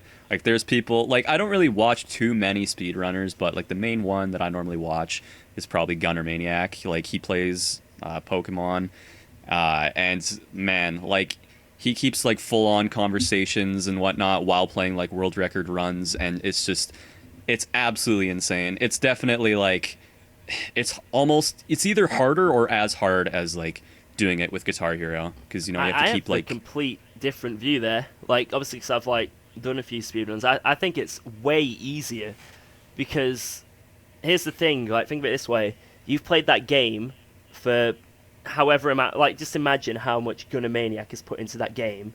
Mm-hmm. He knows absolutely everything about it. He can basically play it, you know, blindfolded, you know what I mean? Exactly. Like, for the most part, so although it's crazy from, like, a viewer's perspective, because you're just like, this guy is doing, like, 100 things at once on the screen and just, like, having a casual conversation. It's like if you're grinding for a song, if you know what I mean. Eventually you just, like, learn a song and, like, you can sort of, you know your points where to read the chat and everything. Right. I guess it's the same with that, like, and also with those kind of games, like with Pokemon or like any other game, there's sometimes like load screens and like bits where there's literally nothing happening. So, and obviously because you've played it so much, you know exactly when that is. But then again, like as soon as you get like quite far into a run, you might stop looking at the chat. Exactly, yeah. Like the way I see it, at least, is like yeah, I'm a Guitar Hero player. I'm not a speedrunner, so I look at it a little bit differently. But at the end of the day, I feel like they're probably both like comparable. Yeah. You know what I mean? Like if you've been speedrunning for years and years, and then you involve it with Twitch streaming and whatnot and reading the chat, I feel like it's probably just as difficult and whatnot as like doing it with Guitar Hero. Same kind of thing. Oh, it's like any game that takes your full attention. Right. Yeah. And like Guitar Hero takes your full attention. Speedrunning, you know, for the most part, takes your full attention. But if you're just casually playing, then, you know, you've got the time to just pause the game, read the chat, you know, unless you're playing Dark Souls. I I was streaming Dark Souls the other day, and I thought I'd just after killing all the enemies, I just before going into a boss fight, I was like, right, I'm just gonna go to the toilet. I'll be right back. Came back. Well, I didn't even leave. I literally stood up out my chair and I was dead because these worms got me. I killed an enemy and it apparently released worms and they killed me. All these parasites or something. That was fun. So yeah, unless it's Dark Souls. At least it's less humiliating than falling off a ledge. Which have you done yet? You're asking me if I've fallen off a ledge in Dark Souls and died. Just you. I don't even need to answer that. That's like the first thing I did. I mean, your death count is probably like 100 plus. Yeah. Just wondering. I'd say gravity is the worst enemy of Dark Souls by a mile. But coming off that a little bit, like user created challenges have always been interesting to me. Like speedrunning was basically created because people are like, oh, I want to be faster than this other guy, and then now it's blown up into a gigantic community. Like I saw somebody playing a Demon Souls run where they had to wear super heavy armor and walk super slowly, and they were basically being like taken along by people who joined his game and killed all the enemies for him, and he just kind of watched. That's awesome. That's impressive. Yeah, it's like doing speedruns of Zelda with like swordless runs of like the original Zelda. It's like, how do you do that? And it gets so many views and just blows up because some people are like, I'm going to do something dumb, and then now it works. That's what I've been trying to do a bit like recently. Like in my channel, I this past week I've just had like this stupid like challenge where I have to FC like 10 songs in a row, but they're all random from like every song I have. And it's really fun. Obviously sometimes I just get the most impossible bleep bloop song that I'll never hit. But it like mixes things up and like people really like it and I like it as well. So I feel like it would make for a good I think it would make for a good drinking stream too. Every time you have to restart, you have to drink. But yeah, another thing I was going to touch on really quick. Who remembers those? I'm sure you remember, George. Those streams where, what were they called? Like it was like the Pokemon speedrun streams, but the chat controlled what happens, like the controls and everything. Yeah. Oh, that was so Twitch good. plays Pokemon. Yeah. Oh man, that was like I love how for like a good week or two that was just like the biggest thing on Twitch, and then all of a sudden it just died. But that's because we finished it. I just thought that was something that was really random but interesting at the same time. Like it was just something that was there for such a short amount of time. But yeah, it's hard to like because there's so many people doing the same things. It's hard to like have something completely unique. But when something does come along, it's like that. It just explodes, like you say. That was so unique. Like. Right. You can literally just type up into a Twitch chat and like the guy will, after a million other inputs, will go up. I just cannot understand how like they ended up finishing the game with like that many people in the chat just writing random stuff. Like it still just boggles my mind. Like they had to have like those two things like democracy and then like insanity or whatever. I can't remember what it was called, but that's like the only way they could do it because it got to that point where I know there was I think there might have been a cave somewhere, but I know trying to get to Victory Road, there's like that ledge where you've got to press left like 7 times, and if anyone presses down, he jumps over the ledge, and you've got to go all the way back round again. Yeah, that's what I mean. Like there's just so many specific inputs, and the game takes how long to complete. It blows my mind that it ever got completed like that. But yeah. That's what I mean. It was still a really good idea, and yeah, it was a big thing at the time. That's sort of a thing about Twitch, though, is that you get a lot of people. When you get a lot of different people around, of course, but when you get something like community driven, where it like a Pokemon plays and it hits the front page, you kind of have this chat that becomes a hive mind at getting forward. They just type all of the same things to like get forward. I mean, of course, you have your your other people which just like to troll around, which is fine. But you have most of the people just like working together towards finishing the game, and I kind of find that pretty amazing that just 100,000 random people on the internet just finished Pokemon Yep. on Twitch through chat inputs. There's faith in humanity yet. Faith in humanity. I'm still waiting for Twitch FC's TTFAF. Oh my god. Oh, How would God, that work? Oh wait.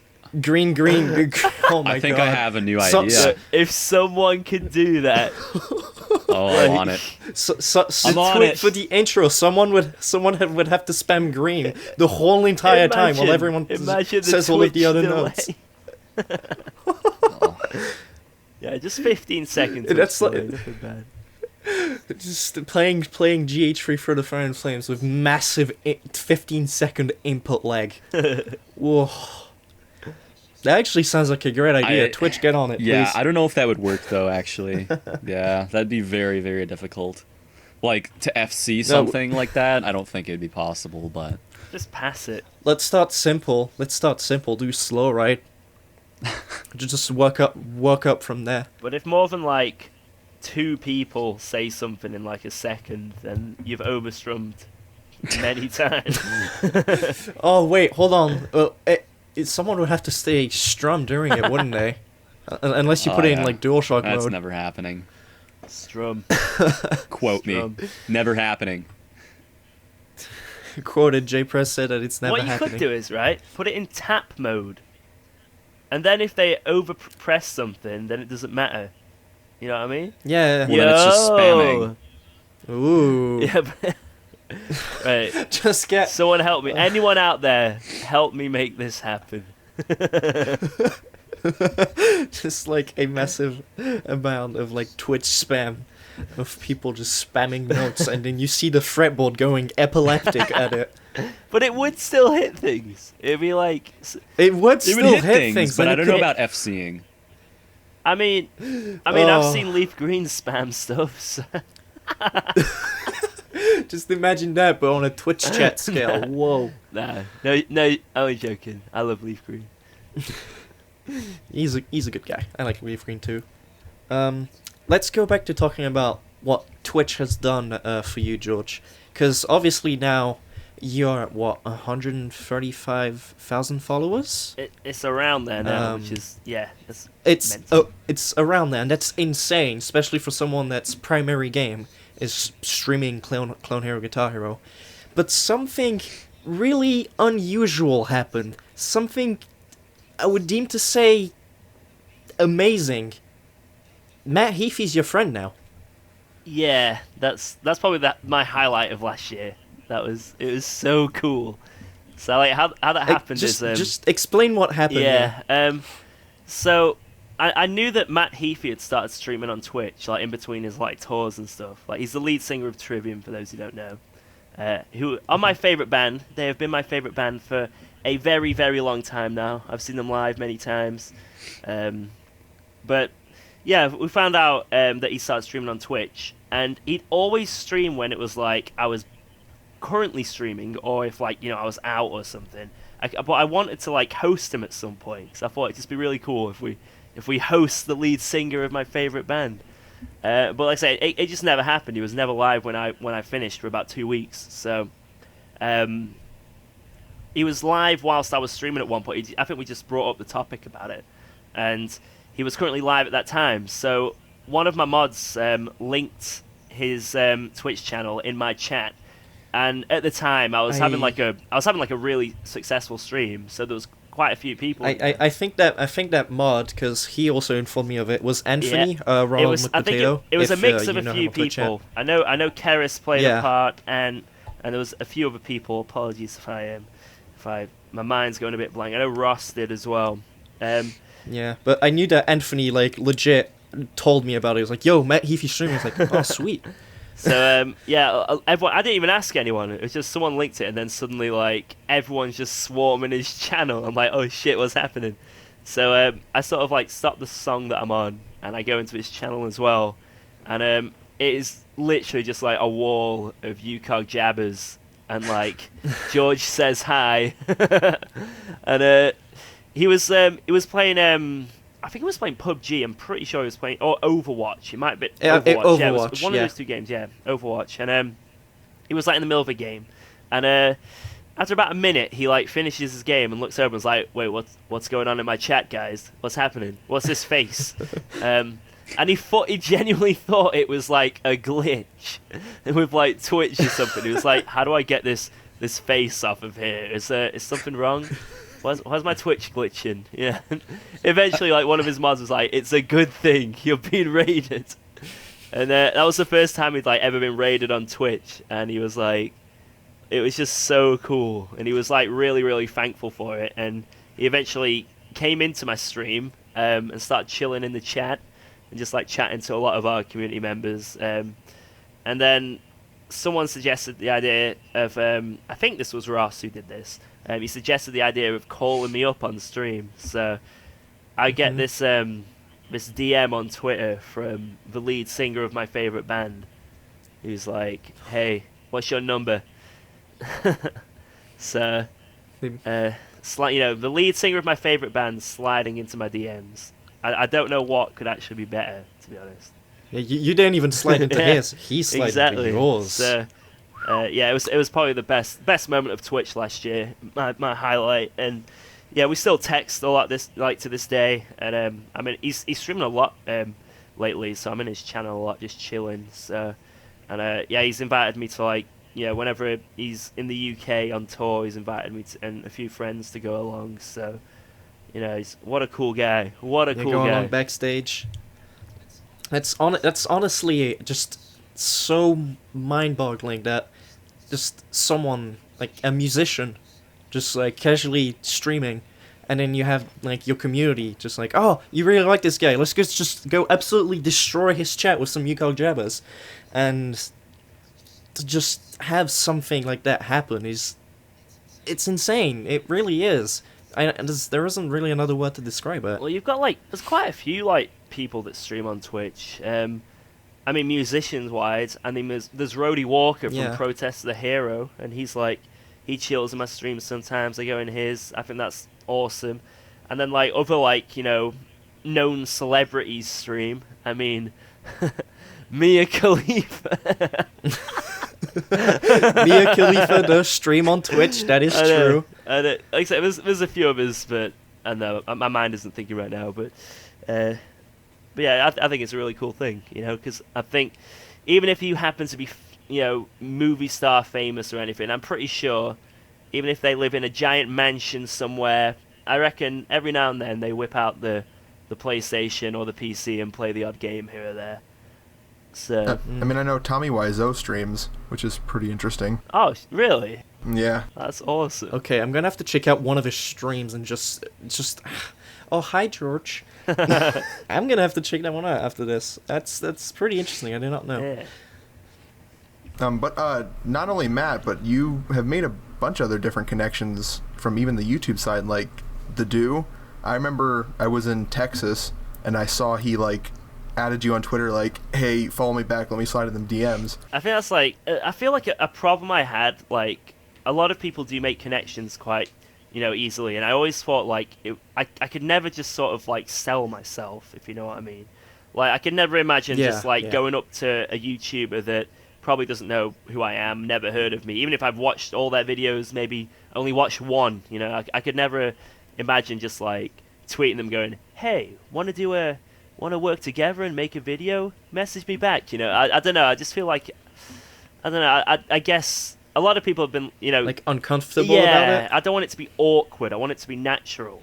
Yeah. And I don't want people to think that I'm only talking to them to make content. Like, so I've always had that issue, like that sort of issue with myself. And I mean, I made loads of business cards recently, like this past year, for whenever I go to like any gaming events, but like to give out these business cards, like I say, I don't know, I find it really hard to just sell myself on that point. Like I don't know, like whenever I did like job interviews in the past, like before the whole gaming thing, I mean, I was fine with that, but I don't know, this is a bit different, and I always feel like I don't want to come off as cocky. I never know like how to sort of I don't know. I don't know if it's a confidence issue or what, but yeah, a lot of it does just happen naturally, I guess. Like, say with the do, like, he just, like, messaged me and was like, yo. Because, he's like, I've been subbed to him for ages, and, like, he knows of me.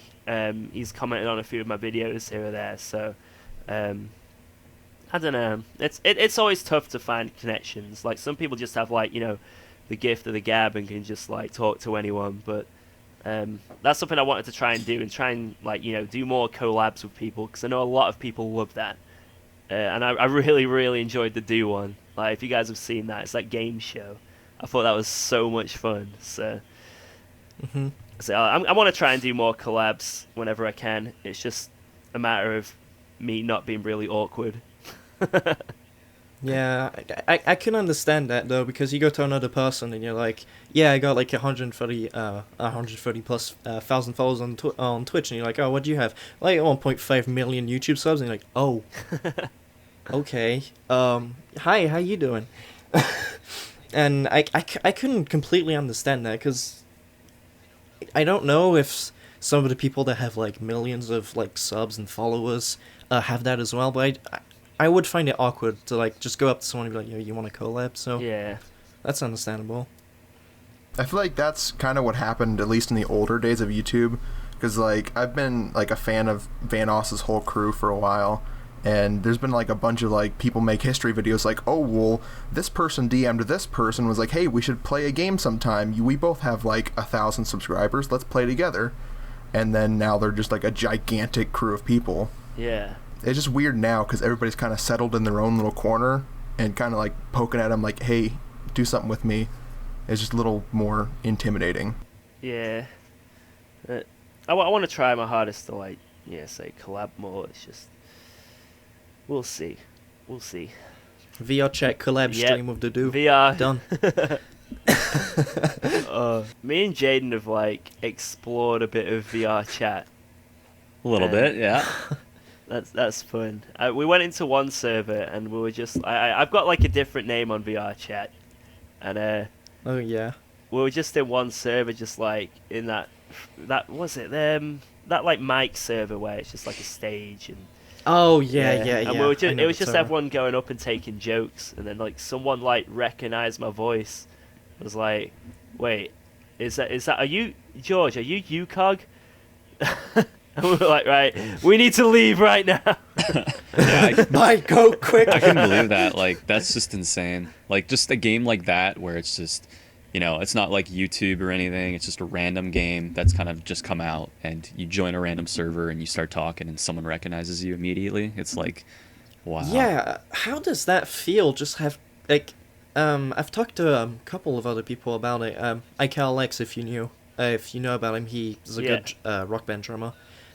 He talked about, like, people seeing his because he went to a coffee shop and told me about this, and like there was a group of girls watching his video, and he just noticed, and he was like, wow, That's awesome. that's crazy. So what is it to be like having such a following and just having a fan randomly recognize you and be like, oh, like, are you UKOG? Oh my god, just how does that feel? I mean, I've never really had it like just in public. Like, I've never had someone just come up to me and be like, hey, you're that guy. Actually, well, I'll say, like, just, like, if I'm out and about doing shopping or something like that. I've seen people quite recently, though, like, within the past few months. Whenever I go on this, I like to go to this club called Corporation in the place I live in, Sheffield, and it's like a metal club, and, loads of cheap booze. But I've had, like, almost every time I've been there recently, someone's recognized me, and I feel like that is... freaking, it is so weird, man. Like, in a good way, not in a bad way, in any way. It's mental. Obviously, like gaming events and stuff, people are gonna be there to talk to you, and it's to be expected, and it's really cool to to put a face to a username. You know what I mean? And I love chatting to people. Like anyone who's like anyone who comes up to me, I'm always I think anyone would vouch for me that I love just talking and getting to know them, and getting to know a bit more about them. But yeah, when it's just like sort of outside of that environment, like I say, just on a night out having drinks and stuff, That's even more crazy to me. It's like I say, it's happened a few times, and I think the amount of money I've spent buying other people Jaeger bombs, because I'm like, it's like, yo, I can't believe you come up to me. I can't believe you watched my video. You know what? I'm gonna buy you a Jaeger bomb. Yeah, it's awesome. It's really cool. Like I said, I've never had it like just on a normal everyday day, like me and Jordana going downtown, but yeah, in the certain environments, I've had it a few times, and it's pretty cool. It's pretty cool. That's pretty awesome to hear. And there's also one thing about that. You're honestly one of the streamers that I know that hangs out with his mods the most.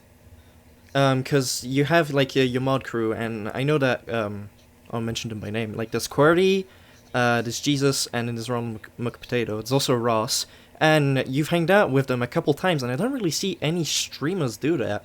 Like hang out in person with their other mods. Well, at that point, they're your friends. Yes, I say a lot of people like in the community, like Jaden, I've known for ages, but we've only really been. Yeah. The only reason we've never met is because obviously Canada and the UK. He lives in Canada. It's quite a trip, but I mean, I feel like if I meet someone online, it's like just because it's over the internet doesn't mean that it should be considered any different to meeting just someone in person. Someone at a yeah, pub. exactly. Like you get to know someone, and I mean, maybe not the best advice to tell to tell your kids, but at least it's okay to trust random strangers online. We promise. But at least no, don't. In my situation, obviously, I just feel like my best friends are people who I've met over the internet, and I can, some people may think that's a silly thing to say or a sad thing to say, but I've met some amazing people from the community. I mean, last year I went to Download Festival, a metal festival that lasts like 5 days. I went there with Mav, Dr. Poopy, and the reason I know him is because, I mean, when I went full time, obviously on Twitch, I was nervous. I was, I was financially, I was like, can I, I've got a partner, and I need to help support her and me, and he like really helped out with that, and he was really generous and really kind, and I didn't know how to repay him, so. When things got a bit more stable in that sense, the next year I was just like, yo, come to the UK, I'm going to take you to this festival. And he's one of the most chill people that I know. And yeah, I know him personally. Yeah. Dr. Poopy is a very, very nice man. There's loads of, like I said, I couldn't count, there's so many people, like a lot of people you listed there. There's Amy, who I've met. I mean, I'm going to a birthday party. Jinx Legacy's a username, but I'm going to a birthday party next month, so looking forward to that. I've met loads of people off the internet, and I can safely say, like, I mean, I prefer them over my friends who I've met from school. It's just, I don't know, those are nice people, so I don't see why there's any difference meeting up with someone in, outside of the internet. There shouldn't be a sort of, there shouldn't be anything negative from it, if you know what I mean. Yeah. But and especially when, like, I know when, like, Dr. Poopy lives and where Anthony lives, and when they want to do, like, the meetups and such, they do travel quite a fair bit. And if someone's going to travel from another country, the least they can do. Yeah. But the least you can do is actually buy them a pint. No pints. Not allowed anything. No. They buy me the pints. Nothing. No, real life donation. You buy me the alcohol. But I love meeting up with people. So whenever it's possible, some people I can't hear, but whenever it's possible, whenever the situation arises, I like meeting people. Just don't go to his house, please. Never go to somebody you enjoy their content's house. It's just weird. Oh yeah, that's unless you have been invited. As much as I may love everyone here, even if. Even Jaden, I think if he just randomly knocked on my door, I'd be a bit like, "Hey, what?" Oh, dude, well, you ruined my plan. Here's a good. So yeah, let's make that clear right now. As much as I love meeting everyone from the community, there's a time and a place. And when I'm in the middle of doing the washing up and I get a knock on the door, nah. Yeah, there's a thing with like Twitch streamers and even YouTubers that we need to get out there. It's like we know, like as moderators and as like admins that watch over the chat and all that, we know how much they mean to you, and we know that you want to pay back and you want to go back to them and like thank them, but it's not something that you should physically do. You don't go to the entertainer's house and knock on the door and be like, "Hi," that's not something you should do. That's not okay. Yeah. We do. I understand why you would want to do that, but just don't do it. It is a very bad thing to do, especially when you're just like invading their privacy when you've only like just met them as an entertainer, basically. Just not something that you should do. That's like the whole thing there. It's like privacy in it. Like, yeah. I don't want my house to be open to the public. You know what I mean? There's a lock on the door for a reason. I want my own privacy. But yeah, there was a whole like YouTube drama about that at some point recently. But yeah, just there was Twitch drama about it as well. There's been a lot of stuff like that. But yeah, just give people the privacy, and like I say, let things happen naturally. Don't force something. Yeah, just let it run its course. If it does ever happen that you get to meet your like favorite streamer, favorite YouTuber at a convention is a completely fine place to do it. Or if you get invited by them. Oh well, the way I see it, it would be like the best place is if you either get invited or at a convention. Yeah. I say if I'm at a gaming convention, it's to be expected. You know what I mean? If any Twitcher or YouTuber, I think it would be a bit stupid to go to a gaming convention if you're like Summit 1G and to be walking around and like if someone comes up to you like, wait, why are you talking to me? I doubt anyone's gonna do that. I mean, I can vouch for Summit. I met him at TwitchCon and he was like the chillest dude ever. Like he didn't know who I was, but I just went up to him and was like, hey, can I have a photo? Oh, he was like, yeah, man.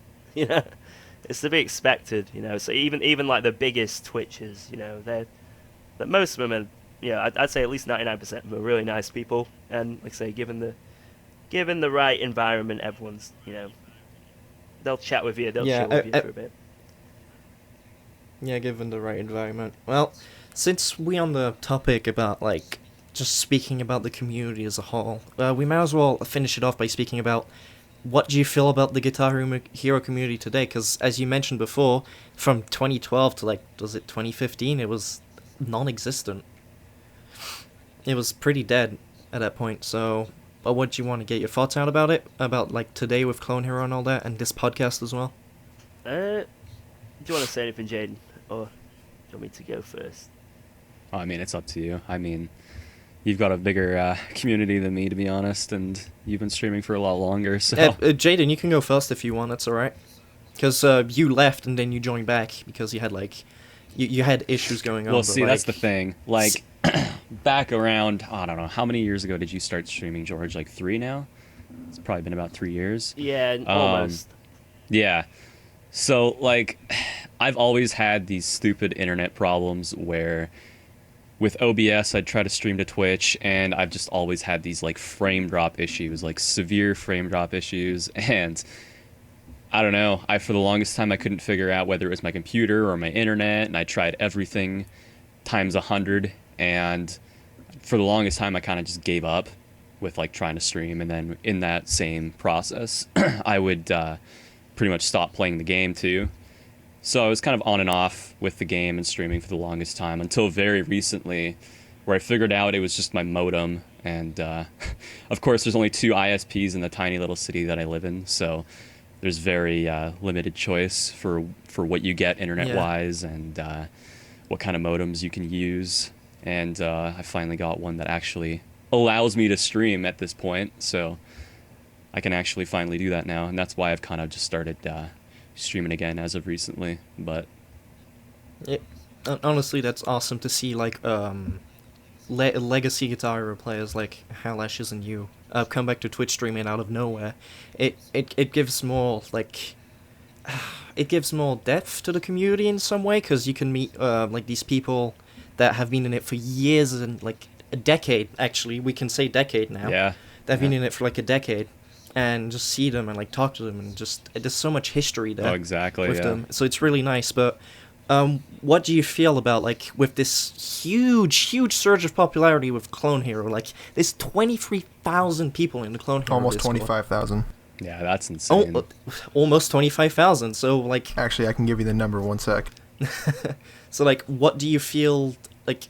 How does this make you feel that the community is so alive Well, today? it's insane. Like, especially considering how massive Guitar Hero used to be back in the day, and then, you know, like we were talking about earlier, for a few years there was nothing to it, and then it seems like all it took was, you know, a couple people in the community who decided to try and make this game. It kind of just brought all these people back to what we know and love, and yeah, it's insane, honestly. Like, I love it.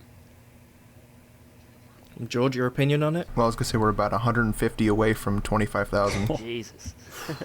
That's insane. But yeah, George, your opinion on that? Obviously, I don't think it's ever going to get to the days it was with GH3. I feel like that, Yeah, because that was like yeah. sort of like household name, you know, Guitar Hero and all that. But obviously, I Like- feel like all the people that, you know, really did enjoy that game and put loads of hours in, most of them stopped because, like I say, they either didn't have a gaming PC to do customs, or even then, like, you know, it was really hard to make that work. I mean, with Guitar Hero 3 customs, you have to use like a million different programs and stuff to get things in the game, and if you don't do it correctly, your game will completely crash, and it was a complete pain. So, I feel like I understand. Like, I mean, I did it myself. I stopped playing for about 3 years. I mean, I love music and I love the game, but it was just I didn't have customs. I couldn't. If I tried to get customs, I just couldn't make them work. And It's just like playing the same 80 songs over and over exactly. again. It was just playing the same setlist songs, and after a while, that gets a bit boring. So, you know, a lot more stuff to do with my life. But yeah, and I sort of came back into the community when I could get customs, and that was also when Guitar Hero Live and Rock Band 4 was announced, and that sort of like gave it a new life in a way, like a bit, you know, it sort of brought it back a bit. I don't think. I do feel that Rock Band 4 and GHL were the spark to like the community coming back. Like, as much as like Guitar Hero Live just underperformed like badly, and then Rock Band was still there though, like, because you could import all of your songs that you had from the previous Rock Band games. I mean, that if you had the previous Rock Band games. those games being announced was the reason I started streaming Guitar Hero again. I mean, it's the reason I started playing the game again. Yeah, because I was like, oh crap, you know, this could be coming back, yo. Because I actually, if you guys didn't know, a year ago, nobody knew me in this community. And now I literally brought like a bunch of people like to this podcast to do like to host people with. But a year ago, nobody knew about me. And I came in while George was playing Rock Band 4 Through the Fire and the Flames. He was like grinding it insanely and like just insane view accounts as well. And that just seeing the chat and the interaction, I joined your Discord. As a person that joined in like a year ago, I felt like the community had just it felt alive to me. Yeah, I mean, obviously I wasn't in it as wide as I was now because it was basically just I was a UKOG boy, and well, that will always be the case, and that's pretty much the only interaction I had. And now that I've seen all of these streamers come back and just all of this history just coming down, it really feels like it's alive again. Yeah, there's definitely something there. Like I say, when Guitar Hero Live and Rock Band 4 did come out, both games didn't do as well as I think they planned them. You know, they hoped they'd do. Guitar Hero Live, although I did enjoy that game at first, I feel like that was a little bit of a flop in total. Like, I feel like they didn't do what was necessary to progress that game. The game came out with issues, and they just didn't really address them in the long run. So I feel like that's why that game eventually just sort of like stopped being. I mean, it was quite popular at first, but it sort of died out. Rock Band, they're constantly adding to it, which is a good thing. It's a really good thing that Harmonix are doing that. Yeah. But I feel like there's just they can't really compete with Clone Hero if that eventually gets if that gets online and banned. like I feel like there's no real need to have Rock Band. You know what I mean? Like Right. That's the thing with like the Rock Band and GH games. You have to pay for the songs you want to play. It's a lot of money to put With down. Clone it's very Hero- awkward. You know, you have the correct system, the correct guitars, and I don't know. I mean, I love Rock Band. I've always loved that series, but Yeah. I still feel like Rock Band 4, there are a lot of issues still as a hardcore player, because most of the people playing Rock Band now are going to be people that are like, you know, Doing they're full like bands. veterans of the game, you know, but there's still casual people, and maybe they're, you know, maybe there are, you know, a lot of casual people, but like I say, a big chunk of that audience is going to be people that, you know, are stuck by that game for a long time, so I feel like they don't really cater too much towards those people, but it's still Right. a good game. Out of Guitar Hero Live and Rock Band, I definitely feel Rock Band pulled off the better game this time around with Rock Band 4, but Definitely. but with Clone Hero, man, like this is just, it's changed the game entirely. Like I when I first heard about Clone Hero being made, I thought, wait, a user-made Guitar Hero game? I was thinking something like, you know, Phase Shift, which is a good game, or, you know, stuff like that. But I don't know. It's just something about it just wasn't quite right. I don't know. Phase Shift just you didn't feel like it was it real. didn't you know, it just didn't feel as like a full game. I don't know how. I feel I don't want to put anything down to any of the makers of that game, because they did a fantastic job. Yeah, but yeah. I just feel like something just wasn't there, like, to make it feel like a proper full game. I don't know. Yeah, I yeah, hope yeah. you understand what I mean by that. But Yeah, I do. But then with Clone Hero, that it developed so fast, and like I say, if you look at Clone Hero, it just looks like the smoothest Guitar Hero game you've ever seen in your life, and it's so easy. It's basically, if you look at like the version 14 of Clone Hero, like, oh look, it's a Guitar Hero clone with 5 frets and all that. You look at another one. Wait, there's Guitar Hero Live in Yeah. here too? It's like in the space of like Yeah. 2 months. It's been boom, developed like, so you can fast. Play Guitar Hero Live And again. I feel like a lot of people, like, visually, people look at that and they like get nostalgia from, like, because it looks quite similar at the moment. Obviously, they're probably going to have like different skins and stuff for it, but you know, I feel like people really can relate to it, and it's so easy to download. It's so easy to put customs in. Like, it's just really, really accessible and easy game, and I think that's why it's exploded so much. Like I say, with Guitar Hero 3, it was a pain in the ass to put customs in that game. Big time, yeah. And, like, you know, if you want, like, all the extra stuff, like tap notes, you have to download a million different, like, Yeah. you know, a million different mods and stuff. And if, like I say, just one mess up and your game is completely broken.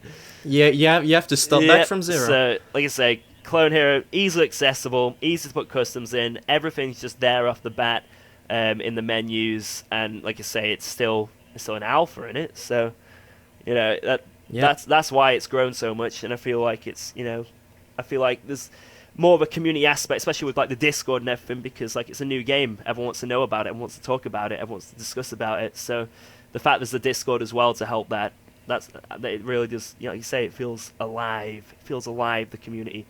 Whereas before, it felt like the community was just tied to streamers, like, you know, to maybe, yeah, you know, it did. Jason, me, Asai, and a lot of other people.